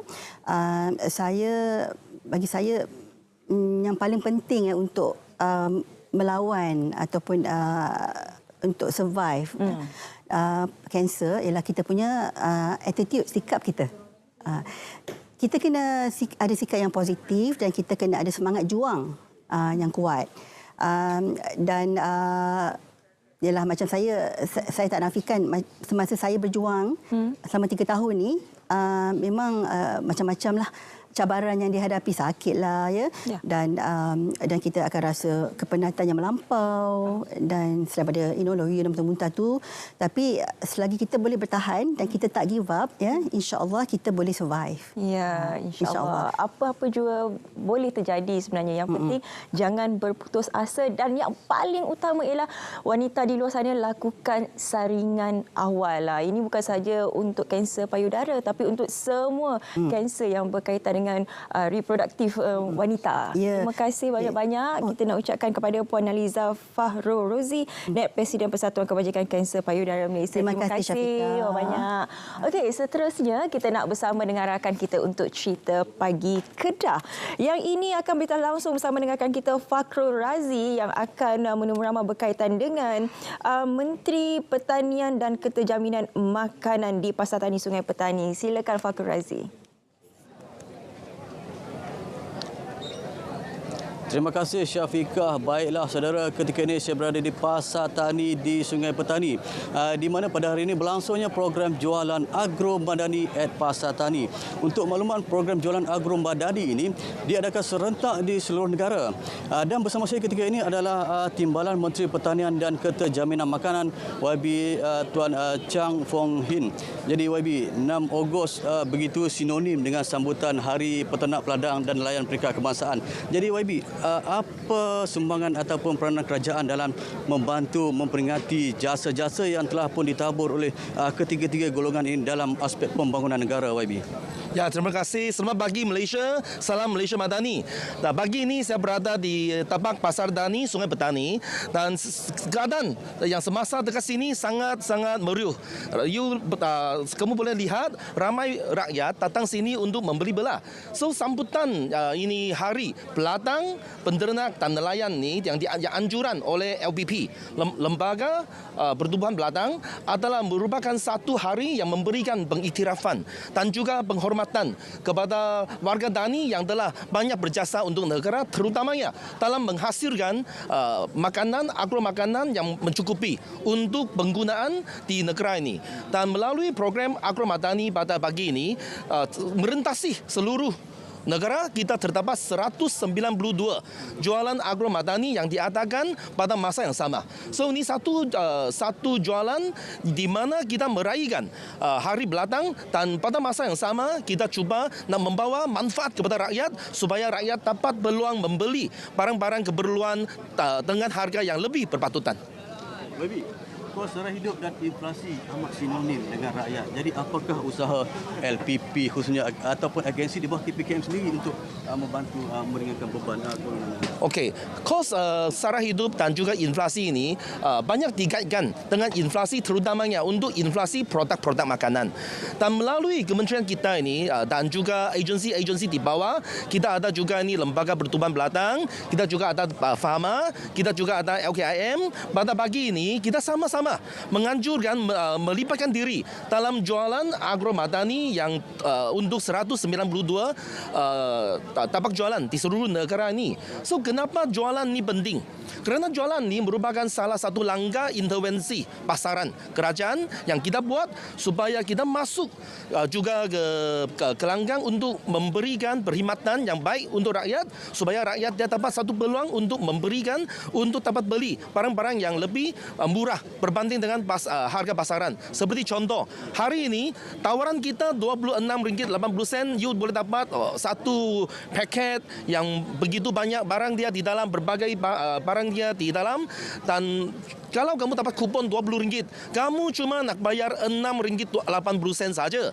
So ini merupakan salah satu langkah kerajaan melalui agensi kita untuk masuk intervensi pasaran ni, supaya pasaran ni dia lebih bersaing, supaya pengusaha-pengusaha hypermarket lain mereka pun kena tengok apa yang kerajaan buat supaya harga ni selalu berpatutan di pasaran.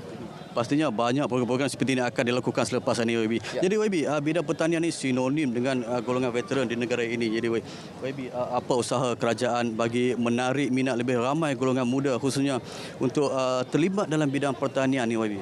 Ya, bidang pertanian ni memang sampai ke satu era di mana kita tak boleh repeat atau mengulangi cara-cara yang tradisi. So seperti contoh baru-baru ni, kementerian kita pun melalui kerjasama dengan MTech, salah satu agensi di bawah Kementerian Komunikasi dan Digital, kita telah melancarkan program yang menitik beratkan penggunaan teknologi seperti AI, seperti IoT, Internet of Things, seperti ini drone ke. Kita lebih fokus kepada adaptasi teknologi yang moden ni supaya kita dapat menarik minat golongan-golongan muda supaya menceburi diri dalam bidang pertanian. Dan bidang pertanian haruslah berkembang atau upgrade kepada bidang pertanian yang moden supaya golongan muda ini yang kaya dengan teknologi yang moden ni, mereka lebih rasa mendekati sama bidang ni. Ini cara kita. Jadi YB, kami dimaklumkan LPP sebagai peneraju pergerakan pertubuhan peladang telah genap 50 tahun pada 14 Februari yang lalu. Jadi oleh demikian, apakah harapan YB melihat peranan LPP sendiri dalam memastikan keterjaminan makanan negara? Saya rasa untuk LPP, dia salah satu agensi yang utama di bawah kementerian ini, harus lebih mereformasikan yang cara-cara program yang dianjuran ini. Seperti contoh, tahun ini kita ada peruntukan setinggi 72 juta untuk penggunaan LPP, dan saya harap LPP boleh terus pakai peruntukan ini dengan sebaik-baik yang mungkin, dan pada masa yang sama kerjasama dengan agensi-agensi yang lain seperti FAMA, seperti LKIM dan lain-lain juga. Terima kasih. Okey, jadi YB, saya dimaklumkan KPKM juga akan menganjurkan program sentuhan agromadani di Perak dengan kehadiran Yang Amat Berhormat Perdana Menteri. Betul, YB? Ya, betul. Pada hari Selasa minggu depan, 8 hari bulan 8, ini bukan hari jualan Shopee ya. Cuma 8 hari bulan 8 ni Perdana Menteri kita akan bersama kita dekat Pari-Puntar Perak untuk satu program yang besar-besar, yang besar-besaran, program sentuhan agromadani sama rakyat di Perak. Baik, terima kasih YB atas perkongsian yang ringkas, tepat dan padat itu tadi. Ya, terima kasih. Jadi itu sahaja dapat saya bawakan langsung dari Pasar Tani Sungai Petani, kembali bersama Syafiqah dan juga Terence di Angkasa Puri. Silakan. Okey, terima kasih Fakrul Razi yang berada di Pasar Tani Sungai Petani Kedah. Cukup meriah sebenarnya suasana di sana. Jadi kepada anda yang berada di kawasan berhampiran, bolehlah sama-sama membeli barangan dengan harga yang cukup murah, cukup rahmah. Okey, ini juga ada perfume yang harganya juga rahmah, tapi baunya semerbak dekat dalam studio ni. Tapi sebelum saya nak memperkenalkan perfume apa, minyak wangi apa, jom sama-sama kita saksikan teaser ini.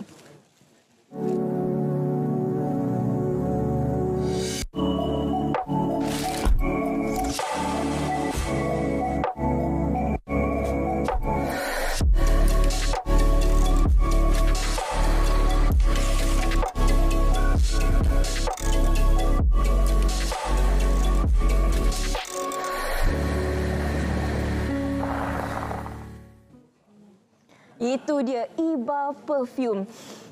Semerbaknya, wangi sungguhlah juga pengasasnya Ahmad Iqbal Zulkifli. Assalamualaikum. Waalaikumsalam warahmatullahi. Ni saya nak melamar ni sebagai duta, boleh? Boleh. Saya terima lamaran tersebut. Tapi tak ada siapa yang dengki nanti jangan. Mana tahu. Itu jangan. Jangan bukan apa. Wangi ni sebabkan pengalaman yang cukup banyak. Ya. Kalau ikutkan Iqbal dah pun pergi ke, saya rasa lebih 20 negara sebenarnya lebih. Bulan lepas baru balik dan lusa baru pergi. Jadi ini kali terakhir saya bersiaran. Alamak. Untuk sambung belajar lah. Untuk sambung belajar. Belajar tentang minyak wangi. Wah. Jadi dalam pengalaman itulah maka terciptalah sebenarnya Iba Perfume. Tapi sebelum itu macam mana sebenarnya? Antara banyak-banyak produk, kosmetik, kecantikan, kenapa perfume? Kenapa minyak wangi kan? Bukan makanan, bukan pakaian semua kan. Dan 8 tahun perniagaan saya tentang IBA Perfume. Jadi memang ini apa yang saya belajar. Saya pergi keluar negara. Jadi sebelum itu, saya nak tuan-puan semua simpan dulu nombor telefon. Sebab hanya kepada 40 orang terawal saya akan bagi hadiah beg ini. Dia ada pelbagai design lah, tapi beg ini memang kesukaan ramai, tetapi 40 orang terawal saja akan dapat. Jadi caranya untuk dapatkan hanya WhatsApp saja. WhatsApp saja petalian kita di nombor 019 9500. Nak sedang ambil gambar lah di kaca TV itu kan. Sebab kita bersiaran beberapa minit saja. Jadi berbalik kepada minyak wangi yang saya jual ni, sebenarnya saya dah 8 tahun perniagaan minyak wangi dan kali ini ada special dia punya edisi. Kita hanya ada 300 set dan minyak wangi IBA memang dikhaskan untuk IBA saja, bukan expired. Dan paling penting kita hasilkan dari kilang terbesar di dunia, antara kilang terbesar di dunia di Netherlands, dan dihasilkan oleh 3 orang pakar perfumer yang turut menghasilkan ribuan ringgit minyak wangi. Jadi di situ saya pergi. Kalau siapa pergi ke Perancis, kita perlu belajar selama 3 bulan. Dan saya juga berpengalaman ke Shanghai, melawat ke kilang yang sangat mewah yang kita perlu melalui dengan kereta. Dan saya juga pergi antara hotel yang terbesar di dunia di Dubai. Jadi di situ saya melihat betapa hebat dia di luar sana menghasilkan minyak wangi. Lalu terhasillah IBA Perfume. Pada awalnya saya mencari sampai 20 kilang. Nak buat di Malaysia sangat susah nak buat minyak wangi. Dan ini adalah di antara tempat yang saya pergilah. Jadi tuan-puan, hari ini juga adalah hari terakhir saya bersiaran kerana saya akan sambung belajar ke Jepun. Jadi kena ambil, dah saya jarang dah bersiaran dan ini pula dah nak berakhir. Jadi tuan-puan ambil nombor telefon dengan harga RM170. Tuan-puan akan menerima 2 botol minyak wangi yang boleh dipakai selama 4 ke 5 bulan lamanya. Okey, saya ambil di sini. Okey. Ini boleh dipakai untuk lelaki dan juga wanita dan sudah semestinya mesra muslim dan tak ada ejen lah, tak ada stokis sebab kita memang limited edition dan 8 tahun perniagaan saya tanpa ejen dan stokis. Jadi saya rasa macam begitu ya, tanpa pun modal dan saya dengan susah payah sendiri kan. Jadi tuan-puan, itu itu adalah dalam masa 1 jam punya order. Jadi tuan-puan kena cepat-cepat WhatsApp kalau nak, terutamanya kalau nak hadiah beg tangan ini. Tapi beg tangan ni, minta maaf saya cakap, saya tak boleh bagi banyak sangat sebab saya dah bagi lebih sebenarnya daripada 40 kadang-kadang, tapi terlalu ramai. Jadi tuan-puan kena cepat WhatsApp sekarang, bagi tahu saja nak order Iba perfume. Jangan hubungi, jangan call sebab WhatsApp tak sempat. Jadi ini tuan-puan hanya 40 orang terawal termasuk Sabah Sarawak. Dan saya sebenarnya berterima kasih kepada orang Sabah Sarawak sebab 60% pembeli daripada Sabah Sarawak. Saya pun terkejut dan rasa macam rindu, rasa nak buka kedai kat sana pula. Jadi tuan-puan kalau nak kena cepat-cepat WhatsApp. Kita pun tak lama bersiaran dan saya pun akan lama berhenti bersiaran untuk belajar juga mendalami. Jadi tuan-puan macam betul ke ramai dan ada yang sangsi saya sebenarnya adakah anak raja, anak putera mana, datang dari mana, menteri lah kan. Sebenarnya saya memang berniaga secara kecil-kecilan seperti ini saja. Cuma kita menjaga kualiti dan memang saya fokus pada bisnes lah. Di luar-luar tu cerita lain lah. Dalam bisnes kita memang serius lah. Jadi tuan-puan, kalau tuan-puan tak percaya bagaimana masuknya WhatsApp terlalu banyak, tuan-puan boleh tengok sini. Okey, bertubi-tubi. Ini tuan-puan yang sedang WhatsApp ni, boleh tengok di sini terus keluar. Keluar nombor-nombor. Bagi tahu saja, tak apalah saya tak tunjuklah. Jadi WhatsApp saja bagi tahu nak order Iba perfume. Okey, ada beberapa saat saja lagi untuk ambil nombor telefon. Senang sangat nombor telefonnya. Sekali baca dan ingat. 019 9500 019 9500. Dan Syafiqah, saya ada satu berita baik yang ada dua berita baik sebenarnya. Satu pertamanya, kalau siapa yang tak pandai buat bayaran secara transfer, boleh saja barang sampai baru bayar. Tapi itu pun sama, 3-4 hari baru sampai. Jadi dan ada charge RM5. Kalau betul-betul tak pandai lah. Saya lebih sarankan untuk bayaran secara biasa sebab kita nak rebut hadiah beg tangan juga. Dan satu lagi, insya-Allah saya pun tak boleh menjaminkan lagi. Apa tu? Yang telah lama ditunggu-tunggu sebenarnya, saya kalau ada peluang saya nak taja bintang RTM. Itulah sebab itu dalam perbincangan. Penerbit bintang RTM OD kan? Ya, semualah sebab saya dah 8 tahun berniaga di RTM dan Syafiqah pun dari awal bisnes saya, Syafiqah dah banyak bantu. Saya pun macam tak ada bakti lagi kepada RTM. Saya rasa macam itu satu sebagai tunjang bahawa saya lama di RTM. Tapi yang penting sekarang ini, kalau tuan-puan support yang membeli semua kan, akanlah dapat saya salurkan. Dan juga sekarang ini yang diwawarkan tentang bantuan lah. Saya sedikit sebanyak saya bagilah. Tapi saya tak boleh nak jamin berapa banyak saya bagi sebab takut dosa nanti saya kan. Nanti orang nak bagi bantuan tapi tak sampai sepenuhnya. Jadi sedikit sebanyak saya sedang membantu seorang remaja yang berusia 21 tahun dengan berat 10 kilogram saja. Dan itu pun telah masuk ke semua berita, semua media. Dan memang saya fokuslah untuk bantuan sekadar macam kita buat bisnes, kita membantu juga. Dan tuan-puan kena cepat-cepat WhatsApp, ambil nombor telefon. Dan sambil-sambil WhatsApp tu, ada pengguna ni, dia mengumpulkan lebih sama macam saya, minyak wangi banyak dan memakai minyak wangi RM5. Sekarang memakai IBA perfume saja. Dan tuan-puan kena WhatsApp sekarang, kalau nak kena cepat-cepat. Dan sambil-sambil WhatsApp tu boleh tengok apa kata pengguna. Jadi ambil gambar dan terus, kita ada berapa minit saja lagi. Jom kita saksikan apa kata pengguna. Okay, I dah biasa pakai perfume jenama yang mahal gila, yang ribu-ribu. Tapi lepas I jumpa Iba perfume ni, I dah tak pandang dah yang lain. And as a doctor myself, yang jumpa ramai orang in my daily life, I make sure to jaga my image. And one of it is to make sure that I smell great, so people will be more confident to be around me. And sometimes they even ask me, my own patient, dia cakap, "Doktor, you pakai perfume apa? Sedapnya, mesti mahal kan?" I cakap, tak adalah, I pakai Iba perfume je. And then sometimes kita penat kerja kan, biasa balik rumah dah busuk-busuk kan, tapi bila pakai Iba ni, balik rumah pun still wangi, I basuh baju pun still wangi. I tak reti nak explain macam mana bau dia ni. Bau dia memang sangat premium. Sometimes I pakai yang lelaki punya juga, tapi korang memang kena try sebab bau dia ni susah nak describe and tak tahu kat mana nak cari bau yang premium macam ni. Kalau kita dengar kata-kata pengguna setia Iba ni ataupun IBA ni, memang dia kata tak tahu nak bandingkan dengan apa. Memang tak boleh nak banding sebab IBA ni dia ada bau tersendiri. Ya, betul. Dan saya pun tak sangka ramai artis yang review, mereka tak tahu ini produk Malaysia sebenarnya. Dan bayangkan tuan-puan, saya bermula masa usia 20-an, sekarang 20-an juga, tak sampai 30 lagi. Okey. Ya, jadi waktu itu saya bermula tanpa modal apa-apa dan bersiaran di RTM sampai sekarang. Pergi mana mana-mana dari RTM semua. Jadi tuan-puan kena ambil, ini adalah kali terakhir saya bersiaran. Ada beberapa minit saja lagi untuk ambil nombor telefon dan jangan call sebab saya tak sempat nak layan satu-satu. Jadi WhatsApp saja dijamin barang sampai, dan itu boleh tengok testimoni, koleksi minyak wangi saya yang banyak semua kan. Dan saya pun pergi ke Jepun pun sambil jugalah jalan-jalan. Sudah mestinya. Antara banyak negara yang Iqbal dah pergi, lebih daripada 20 ni. Yang mana satu yang berikan inspirasi kepada Iqbal? Saya rasa Dubai, tetap Dubai. Dubai, ya, baru tinggal kat belakang.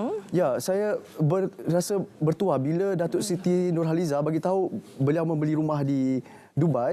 Dan itu yang saya nak macam sampai apa yang nak dinyatakan. Datuk Siti bagi tahu, oh Dubai ni tak sama. Negara-negara yang mewah tu kita banyak perlu belajar sebenarnya.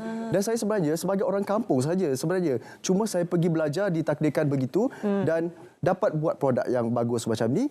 Jadi tuan-puan, ambillah peluang. Dan sebenarnya kalau dulu saya bagi beg ni sebelum 2 hari sebelum raya saja hadiahnya. Okey. Sekarang ni selalu bagi dan sebab ramai yang suka, jadi tuan-puan kena ambil peluang. InsyaAllah kalau ramai sangat beli saya boleh bagi yang lebih, tapi kena cepat-cepat WhatsApp bagi tahu saja nak order Iba Perfume. RM170, 2 botol ni boleh pakai lelaki dan juga wanita. Paling penting dia tidak memeningkan kepala, tidak hapak dan juga tahan lama, EDP dan juga bawaan tersendiri, dan boleh pakai lelaki dan juga wanita, itu paling penting, dan dapat hadiah beg tangan ini. Bagi 40 orang terawal. Jadi WhatsApp bagi tahu saja nak order Iba Perfume dan itulah Sabah Sarawak juga termasuk RM170. Jadi kali terakhir saya bersiaran, kali ini saja boleh mungkin ada yang tertera. Kali terakhir nombor telefon posternya boleh WhatsApp saja. Kalau tapi itulah last but not least lah. Kita akan bersua lagi. Nanti akan dapat lagi ilmu-ilmu baru di Jepun. Manalah tahu kan. Terima kasih banyak-banyak Ahmad Iqbal Zulkifli. Sama-sama. Kita harapkan akan dapat bersua lagi. Jangan lama-lama sangat kat Jepun, nanti kami rindu dekat Iqbal. Saya pun tak boleh tinggal. Anak kecil ada. Ya betul, kan? Anak kecil. Sebab antara banyak produk inilah yang selalu bagi hadiah yang berkualiti tinggi seperti ini. Sekali lagi saya ucapkan terima kasih banyak-banyak kepada Ahmad Iqbal Zulkifli. Okey, kepada anda jangan lupa untuk WhatsApp segera nombor yang tertera di kaca TV anda sebentar tadi. Kalau boleh WhatsApp saja, jangan call. Sebab apa? Ada hadiah yang menarik menanti anda. Okey, seterusnya kita nak ke cerita pagi Sarawak. Tapi sebelum itu kita terus sahaja berehat. Sebab apa? Nampak gayanya ada orang tu ada mi kari kat sebelah. Tapi tunggu selepas ini. Jangan ke mana-mana. Malaysia menduduki tangga ke-20 dunia berdasarkan laporan ekosistem syarikat pemula global 2023. Dengan nilai ekosistem syarikat pemula Malaysia mencecah $46 bilion Amerika bagi tempoh separuh pertama 2020 hingga 2022. Melangkah ke depan, kerajaan akan pertama, bersama dengan JLIC akan melabur RM1 bilion dana tambahan secara padanan dengan dana swasta bagi menyokong syarikat pemula tempatan dan menorong teknopreneur. Ini termasuk memastikan penyediaan dana bagi setiap fasa syarikat berpertumbuhan tinggi. Kedua, memperluas pelaksanaan program seperti Corporate Hackathon dan Microthon di bawah Pelan Hala 7 Ekosistem Startup Malaysia Super 2021-2030 bagi mendekatkan rakyat dan syarikat pemula untuk mengatasi masalah yang dihadapi. Dan ketiga, memperuntukkan tambahan RM100 juta bagi mempergiatkan ekosistem R&D dan CNI, penyelidikan, pembangunan, pengkomersialan dan inovasi dengan tumpuan kepada keperluan industri, tenaga boleh baharu, keterjaminan makanan serta aktiviti pertumbuhan baru. Ini juga sebahagian daripada usaha untuk mencapai gross domestic expenditure on R&D sebanyak 3.5% kepada KDNK menjelang tahun 2030 dan meningkatkan kedudukan kepada 20 teratas dalam Global Innovation Index menjelang 2025.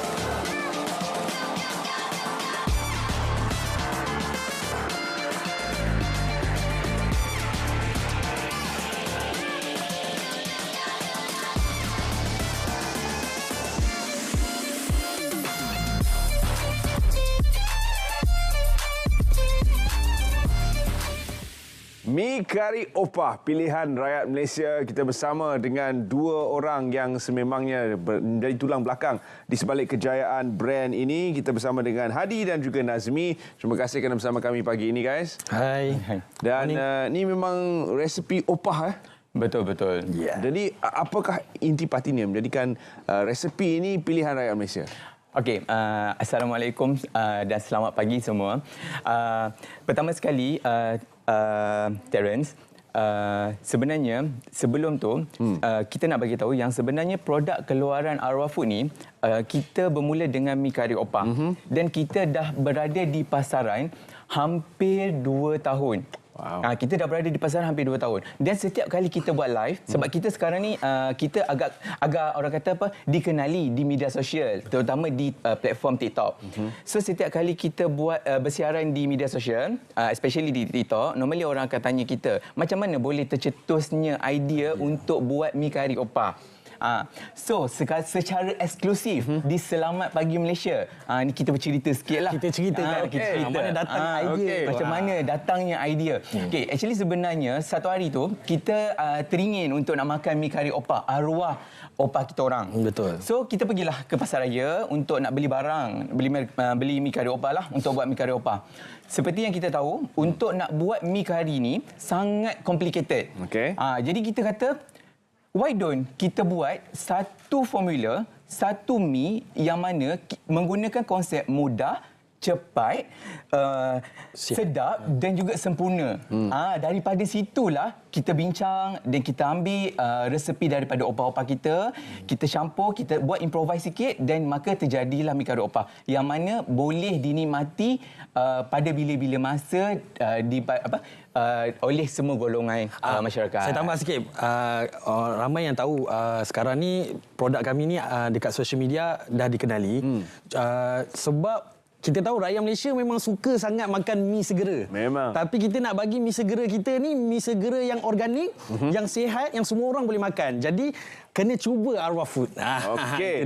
Jadi untuk pagi ni bukan setakat cerita ni saja yang eksklusif, tapi juga ada produk baru yang eksklusif yang akan dilancarkan menerusi siaran Selamat Pagi Malaysia. Silakan. Ya, betul. Okey, tapi Terence, sebelum kita nak bagi tahu eksklusif, dia macam ni tau. Untuk Selamat Pagi Malaysia ni semuanya eksklusif. Khas untuk Selamat Pagi Malaysia. Tapi sebelum tu kita nak kena ceritalah dulu kenapa kita guna mi tarik dan mengapa, apanya kebaikan kita punya, bukan kata kebaikan, apa bezanya mi kita dengan mi tarik lain? Okey, saya cerita alright. Mula-mula je sebenarnya sebab kita punya mi tarik ni diperbuat daripada kurma, kismis dan juga saffron. Maknanya makanan sunnah kita jadikan mi tarik kita.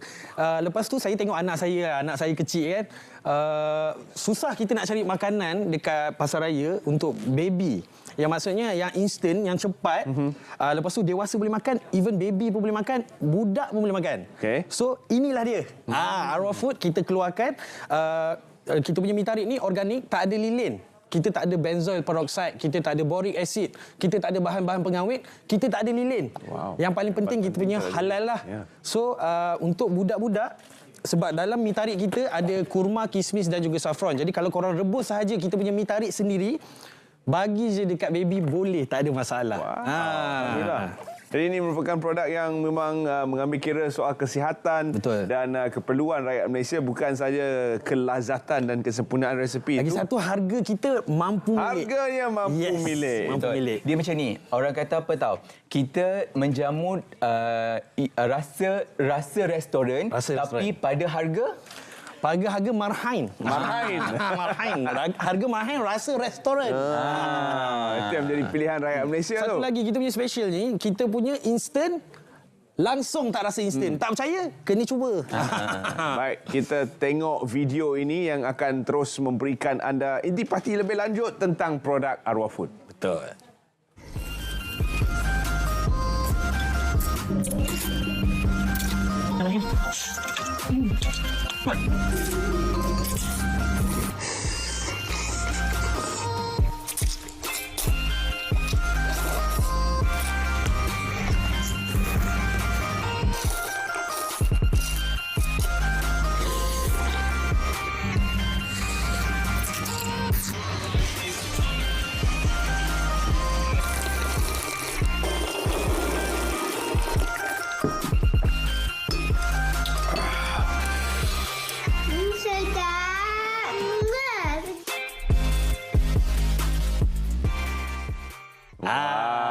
Itu dia. Pilihan rakyat Malaysia, pelbagai peringkat umur semua dah cuba, semua kata sedap.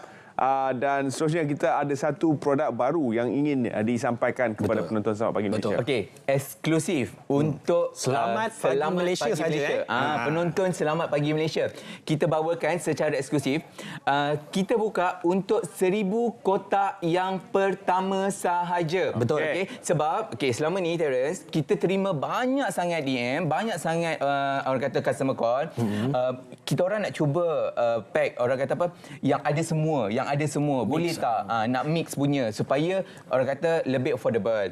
Jadi kita mendengar keluhan. Jadi sekarang ni kita bawakan pack Riang Ria Opah yang mana lebih mampu milik. Okey, kalau tengok, kalau kamera boleh zoom sikit, kita punya kotak Riang Ria Opah kita ni dalam ni kata kita letak setiap 2 pack pada harga RM10 sahaja. Betul. Selalunya kita jual untuk satu kotak ni RM20. Tapi untuk kotak Riang Ria Opah ni kita jual hanya RM10 sahaja. Itu pun terhad untuk 1,000 pelanggan pertama sahaja. Ya, betul. Hari ini specialnya kita keluarkan yang ni lah. Yang ini. Sebab sebelum ni kita punya yang ini. Yang ini dalam satu box ada 5 pack. Tapi sekarang kita keluar Riang Ria Opah punya box. Yang ini. Yang ini dalam satu box ada 2 pack. Tapi korang boleh campur lah 3-3. Kan? Dia lagi berbaloi lah. Sebab apa? Kalau beli 3, baru RM30. Betul. Dapat merasa semua flavor. Semua rasa. Jadi untuk buat pembelian cepat, terus telefon ataupun WhatsApp dekat kita punya admin, nombor telefon dekat bawah. Sebab sekarang ni untuk dekat kita punya media sosial kita, platform kita macam TikTok, Shopee, kita belum official launch lagi. Untuk sebab tu kita kata ini adalah special untuk penonton Selamat Pagi Malaysia. Official launch on official media. Okey, apakah perencah-perencah yang sedia ada? Apakah perisa-perisa yang sedia ada dan resipi-resipi yang sedia ada yang menjadi tarikan kepada para penonton Selamat Pagi? Okey, baik. Untuk Arwah Food, first product kita adalah mi kari opah lah. Untuk mi kari opah ni, alhamdulillah kita dah terjual lebih 255,000 lebih kotak. Boleh tengok review dekat kita punya social media punya platform. Boleh tengok review dekat Especially Shopee. dekat TikTok lah. Especially dekat TikTok diorang boleh tengok dekat TikTok kita, arwahfood.hq. Betul. And then korang boleh tengok juga video-video kita. Siapa-siapa yang tak pernah, sebab hari ni kita tak masak kat sini. So korang boleh tengok dekat social media kita. Kalau nak tengok kita punya mi kari opah, boleh tengok. Kita punya mi sup tulang opah pun boleh tengok. Dan juga kita punya mi sotong. Mi sotong opah. So kita ada 3 flavor sekarang ni. Kita belum lagi nak tambah kan? Belum lagi. InsyaAllah. Lagi satu Terence, nak tunjuk untuk kita untuk orang kata apa, mi sup tulang opah kita. Ramai orang tanya, okey, apa beza mi sup tulang opah kita dengan mi sup yang dekat lain? Okey, sangat-sangat berbeza. Kenapa?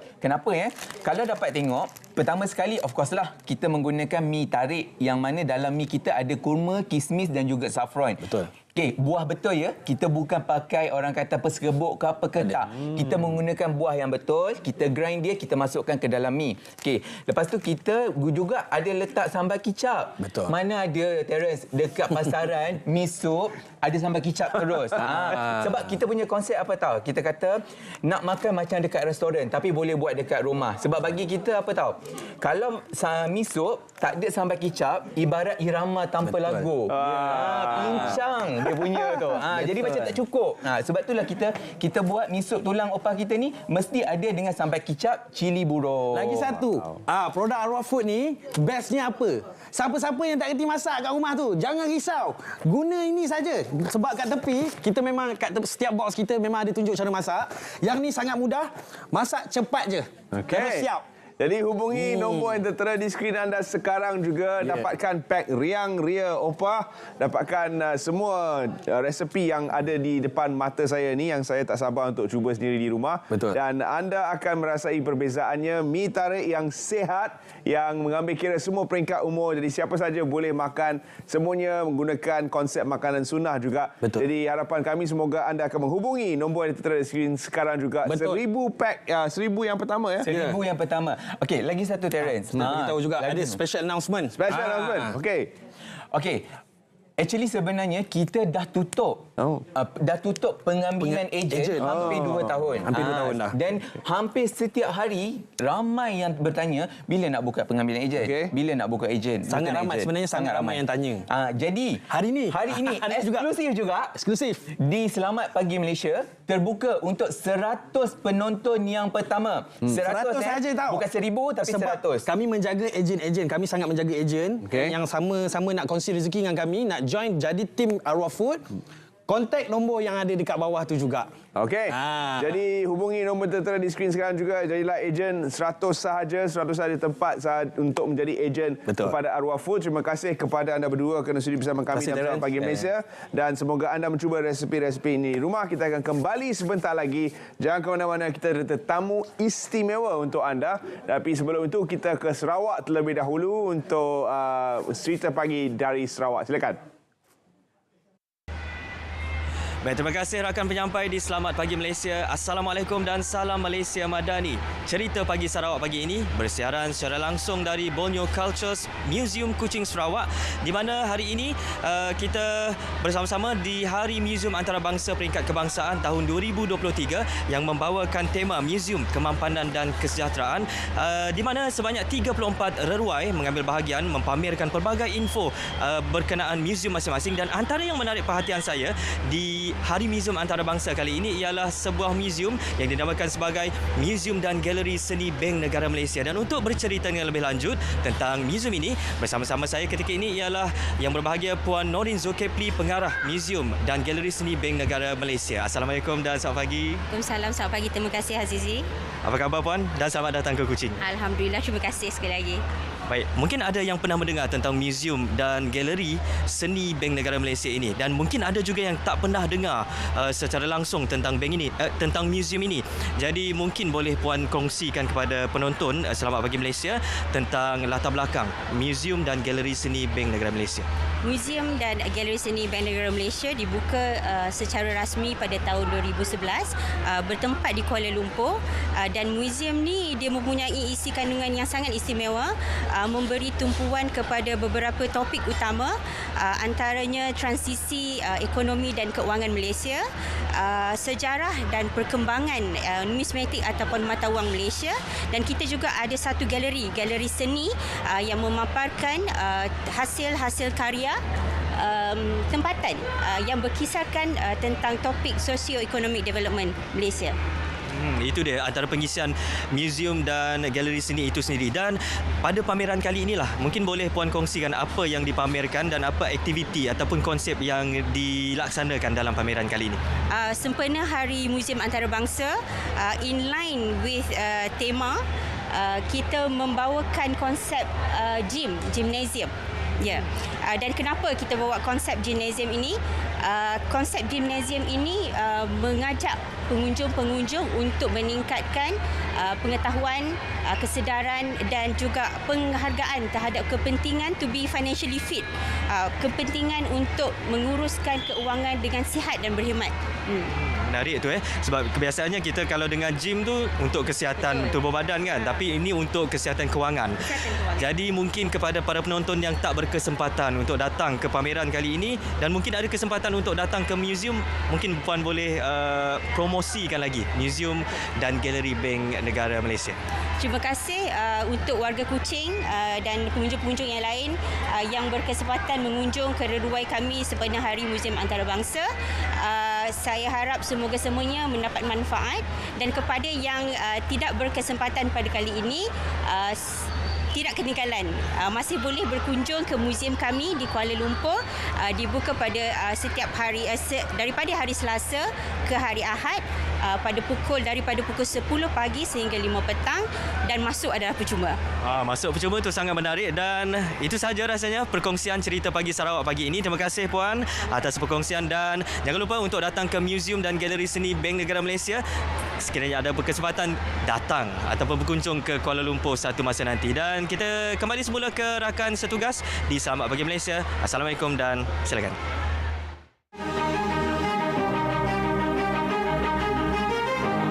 The nominees for Best Actor: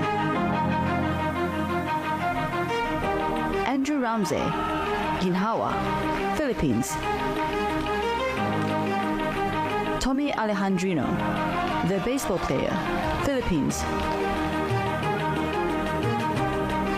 Datuk Tamimi Siregar, perjalanan pertama, Malaysia and Indonesia.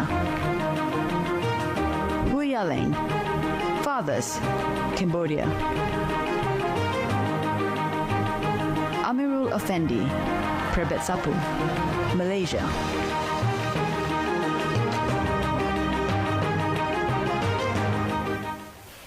And the award goes to...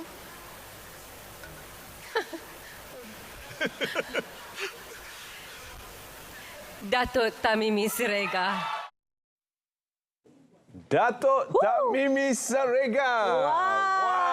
Itu dia pelakon lelaki terbaik AIFA 2023 dari Kuching, Sarawak. Kami bawakan terus ke studio N1 Wisma Berita Angkasa Puri. Assalamualaikum, Datuk. Waalaikumsalam warahmatullahi wabarakatuh. Tahniah. Tahun pukul 1.30 malam tadi. Tidur kat ofis saya tadi. Maka pinjamlah wardrobe. Nampak. Tak apa. Fun, never mind. Yang penting Datuk masih segak. Alhamdulillah. Sama seperti dahulu. Ya, masa naik stage malam tu 74. 74. Turun stage 47. Dah bayar-bayar kita semua dah ni. Tapi itulah nak juga pegangkan ambil aura. Ya.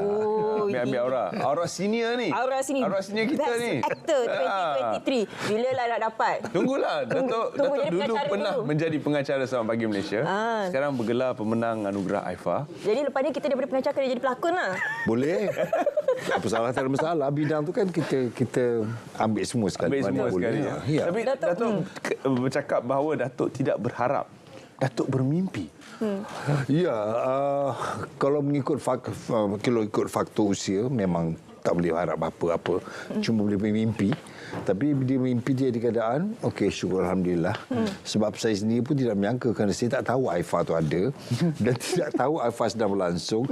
Maaf, saya ini selalu bercakap jujur, tidak bermaksud apa-apa, tidak ingin apa-apa, tidak. Tapi ada kisah-kisah yang menjadikan benda ni mahal pada saya.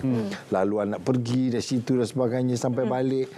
Menjadikan benda ni tambah mahal. Bukan saja menerima tu, tidak. Itu yang saya simpanlah, kisah-kisah tu seronok. Apa artinya kemenangan ini untuk Datuk? Tak tahulah, orang kata, Tok, you tu laku luar kat luar je, kat Melaya tak laku. Siapa juga kata tu? Tapi betul. Terakhir saya memegang peranan besar dalam filem ialah tahun 1987. Filem Putri. Menang award Best Supporting Actor. Lepas tu tak ada, cuma cameo 2-3 scene, 4 scene, 5 scene, mungkin pasal badan kot tak sesuai kot, jadi nasiblah jadi orang berisi ni kadang-kadang nasib tak baik. Tapi dan ini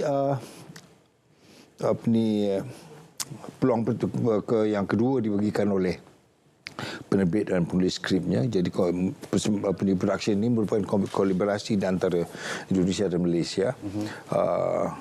Dato' Awi Pictures dan juga Mahakarya di Jakarta yang base di Bukit Tinggi, Medan, mengangkat cerita ini untuk saya dan ditulis pada tahun 2017 tapi hanya sempat dilestarikan pada tahun 2019 dan 2020 siap.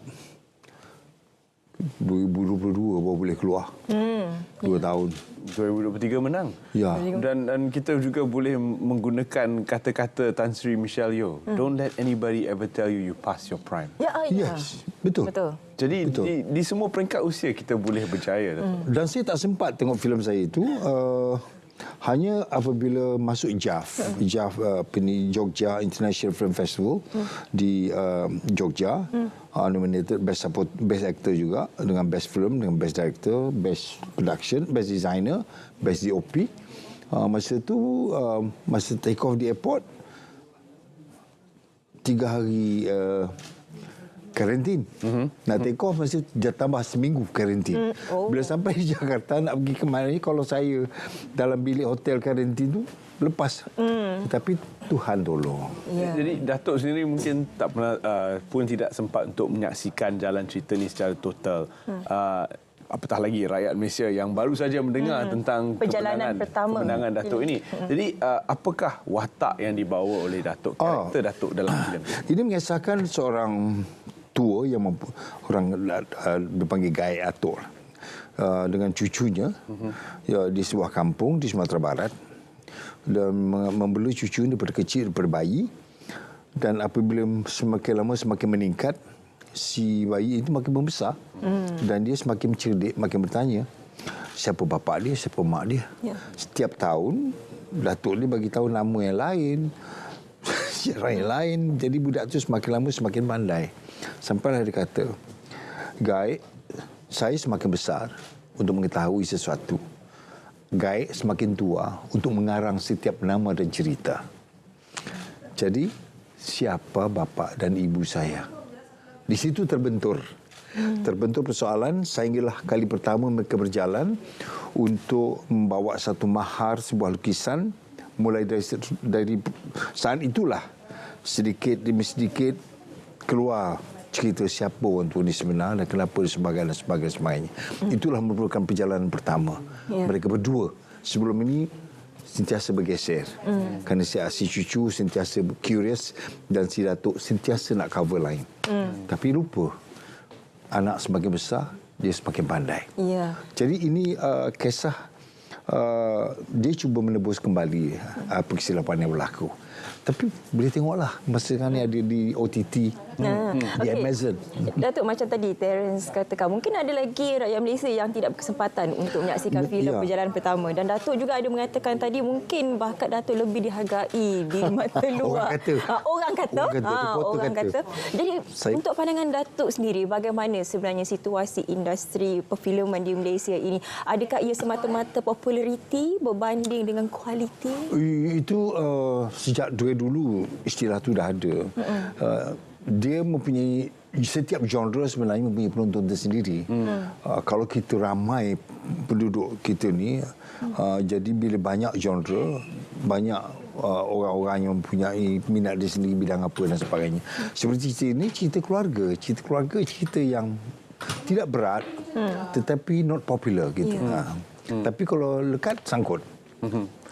Apabila kita melihat bahawa adanya platform seperti AIFA yang terus mengangkat filem-filem ASEAN sama sekali untuk ditonton oleh rakyat ASEAN, dan kita melihat martabat filem itu sendiri semakin meningkat, apakah pendapat Datuk tentang bagaimana dihargainya para pelakon kita? Kerana di US kita melihat ada ura-ura residual tidak dibayar dan sebagainya. Di Malaysia apakah itu residual? Lebih kurang juga.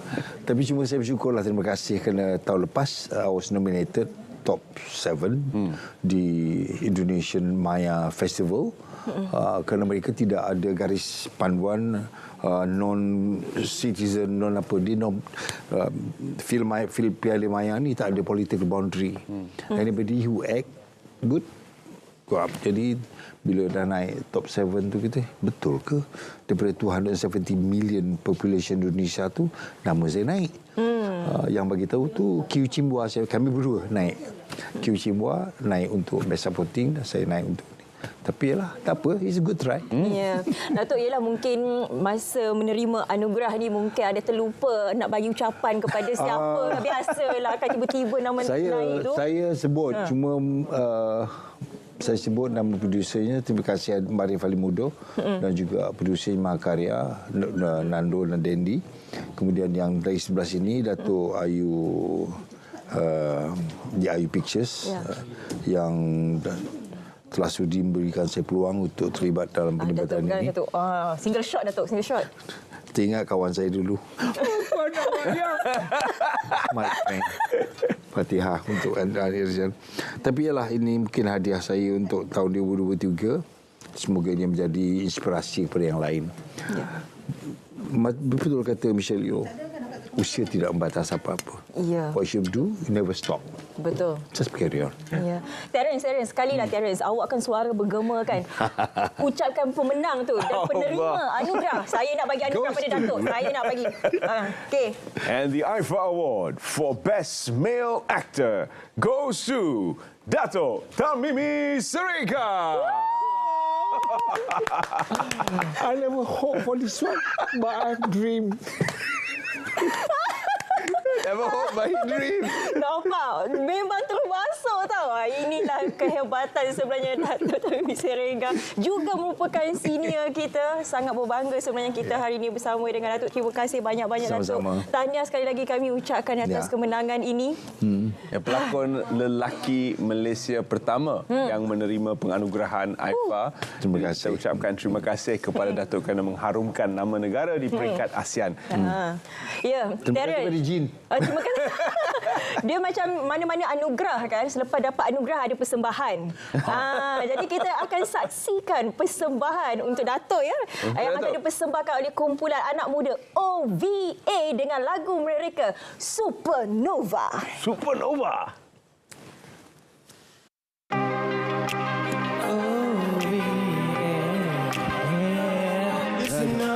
Welcome to our game, yes, we gon' light it up. This shit ain't the same, yes, we gon' stack it up. Line lane, we coded, macam B2 devoted. Tryna make HID, kalau jadi keluar FYP. Mimpi nak board sampai Milky Way. Jalan kapit, aku lead the way. Terbang tinggi dalam cakrawala, kuda macam tuan karyawala. Lihat bintang yang kasar, tak keseras lagi ada. Dibiarkan hidupku terbeban, dan ku terus walau tiada teman. Terbiasa hidupku bersorangan. Just try to smash like a supernova. Kita tahu semua, ini dunia kita punya. Yeah, we're the ones, supernova like the sun. Never let the world burn, supernova, oh yeah. Seorang tempui segala cabaran. Ini bukan cuma satu amarah. Cause we the ones, supernova like the sun. Never let the world burn, supernova, oh yeah. O to the V, nak bawa barang yang A after V, that's W. Bukan dari komik gula catastrophic. Banyak jalan toxic, kita cannibalistic. Nah, we don't care, lain arah we can compare. If jatuh geng, gua yang take care. Yo, we go supernova, hello. We game boss besar ni, yeah okay. Kita takkan kalah, yeah no way. Pulau di game, we bang bang bang. Takkan berhenti ada cara, tiba masuk, make it the bag. Make it the move, dan aku cuba lagi tak fair. Kita hidup ini dua je. Biarkan hidupku terbeban, kan ku terus walau tiada teman. Terbiasa hidupku bersorangan. Just ride it home, supernova. Kita tahu semua, ini dunia kita punya. Yeah, we're the ones, supernova like the sun. Never let the world burn, supernova, oh yeah. Seorang terpui segala cabaran. Ini bukan cuma satu amarah. Cause we the ones, supernova like the sun. Never let the world burn, supernova, oh yeah. Ku sadar bila ku mula jatuh, tak gentar aku terus berjalan.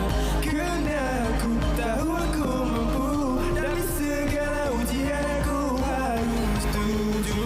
Tegakkan hati biarpun takut. Terbiasa bila hidupku dalam tertekan. Cause my life is on my mind.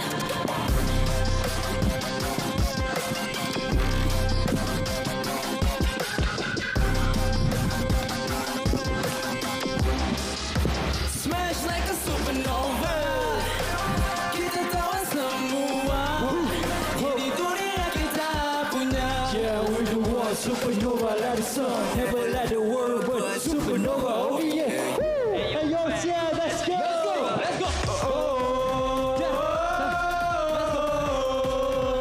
We run down, yeah. We run down, yeah. La la la la la la la la la la la la la. We go supernova. La la la la la la la la la la la la la la. We go supernova. Supernova. Yeah. Yeah. Sini depan. Wah. Okay, tarik nafas dulu. Tarik nafas. Give them a minute to catch their breath. Bukan miming ya, live nyanyi. Live. Oh, stabil ya vokal masing-masing pagi-pagi ni, dahsyat. Sekali lagi. OVE. Supernova. OVA. Tak kejap. Hari tu Ova ni dia macam sama tinggi tau semua. Ya ke? Dia semuanya sama. Hari tu. Hari ni seorang dah lagi tinggi. Hari ni ada lain pula. Ada member baru. Hai, boleh kenalkan diri tak? Hai, nama saya Daniel. Okey, Daniel. Hai, nama saya Arif. Okey. Saya Syazwan. Saya Syah. Saya Adan. Kami OVA. OVA, jangan VE, OVA. Okey, tampil dengan lagu baru. Maksud dia overall. Overall means kita boleh menari, menyanyi, macam-macam lagi. Macam-macam lagi ya. Okey, hari tu tampil dengan lagu Checkmate. Yes. Sekarang pula dengan Supernova. Mungkin boleh ceritakan, siapa nak ceritakan mengenai lagu Supernova ni? Supernova ni basically kita nak ceritakan kita punya, selain daripada memberikan motivasi, kita juga nak ceritakan yang kita mulakan apa? Nafas barulah, fresh dengan fresh new members iaitu Daniel dan juga Adan. So Supernova ni ada satu cakap satu nafas baru iaitu satu letupan iaitu fenomena Supernova tu. Nak ceritakan macam ni kita bermula dengan tahun baru, nafas baru untuk ke depan. Okey, kalau untuk yang dulu, versi yang dulu kita tahu dah tugas masing-masing apa. Tapi untuk yang member baru ni, mungkin buat apa ni? Dance ke, rap ke, vokal ke? Kalau saya vokal. Vokal. And also saya as a choreographer untuk this group. Oh, jadi koreograf untuk lagu ni juga? Ya, lagu ni. Wow. Okey, nak tahu. Dan untuk Alan ni? Untuk saya lead vokal. Lead vokal. Okey, untuk lagu ni apa highlight dalam dance-nya? Yang mana satu? Step dia. Kalau dari segi dance, boleh. Boleh. Kita nak tengok ni dance dia. Sebab dance dia start dengan this move. Which is yang ni Supernova. Like, dia ada bintang yang hampir mati. So benda ni kita tunjuk like ke bintang tu lah bulat. So kita orang macam twist dia and then cram dia and then boom meletup. Exactly. So Supernova. Exactly like a supernova. Jadi cram and boom meletup. Tu highlight dia lah. Kalau TikTok challenge tu yang tu ke? Kalau TikTok challenge yang ni, yes. Tapi ya. Jadi follow dia orang dekat TikTok buat challenge ni. Hashtag OVA Supernova. Okey. Ini music videonya. Okey, idea untuk music video ni. Okay, idea saya dengan kumpulan saya. Kita bincang untuk buat beberapa konsep iaitu Supernova tu kan dia macam kita bayangkan kita orang dekat kat bumi kan. Macam end of the world lah kan. Kononnya. Faham tu yang boom meletup tu. So kita macam bagi hope dekat semua orang yang there's a macam hari tu tak akan berakhir lagi. Kita still boleh move on. There's a hope. There's a hope. There's a hope. So that's why the first place tu kan dia macam dekat dekat padang pasir. Itu macam baru sampai kan. Meteor tu baru sampai kan. Macam tu lah. Macam tu nampak penceritaan untuk lagu Supernova. Setakat ini bagaimana penerimaan peminat? Terutama ada lagi ahli baru ni. So far at the moment sambutan tu mungkin sebab kita baru start balik with fresh new members. So kita kena as usual go back to square one lah. But at the same time sambutan tu here and there adalah orang yang support. So we just hope next our music korang boleh tune in to our social media OVA Official MY. Jadi genre music yang mana yang akan you guys follow? Adakah akan stay dengan genre macam ini, mix media? Actually that's the thing about OVA lah. We just go back to our name which is overall. So kita macam dari first kita start dengan boom bap macam classical hip hop and then kita release Checkmate, a little bit futuristic pop. Dan kita keluar pula 3 pagi dia macam melodic R&B pula kan. So that's why overall ni dia keseluruhan kita akan ubah muzik kita lah.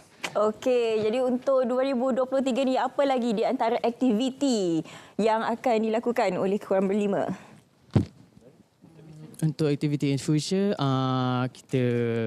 kita still dalam perancangan untuk keluarkan a few songs, which is EP lah. Okey. Sedikit ucapan untuk peminat anda di luar sana dan juga boleh war-warkan media sosial. Okey guys, jangan lupa semua orang boleh follow Instagram kami OVA Official MY, YouTube Official MY juga, TikTok pun sama OVA Official MY. Kita akan hasilkan banyak lagi lagu-lagu untuk korang, so make sure korang subscribe, okey? That's right. Go Supernova with OVA.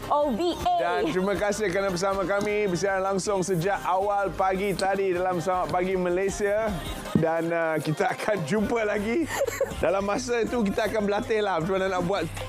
Ya, betul. Terima kasih banyak juga kepada anda. Saya Syafiqah Ishak dan juga Terence dan juga OVE sign out. Bye. OVA. OVA. Kan OVA. Aku kena Supernova lepas ni. Bye. Assalamualaikum.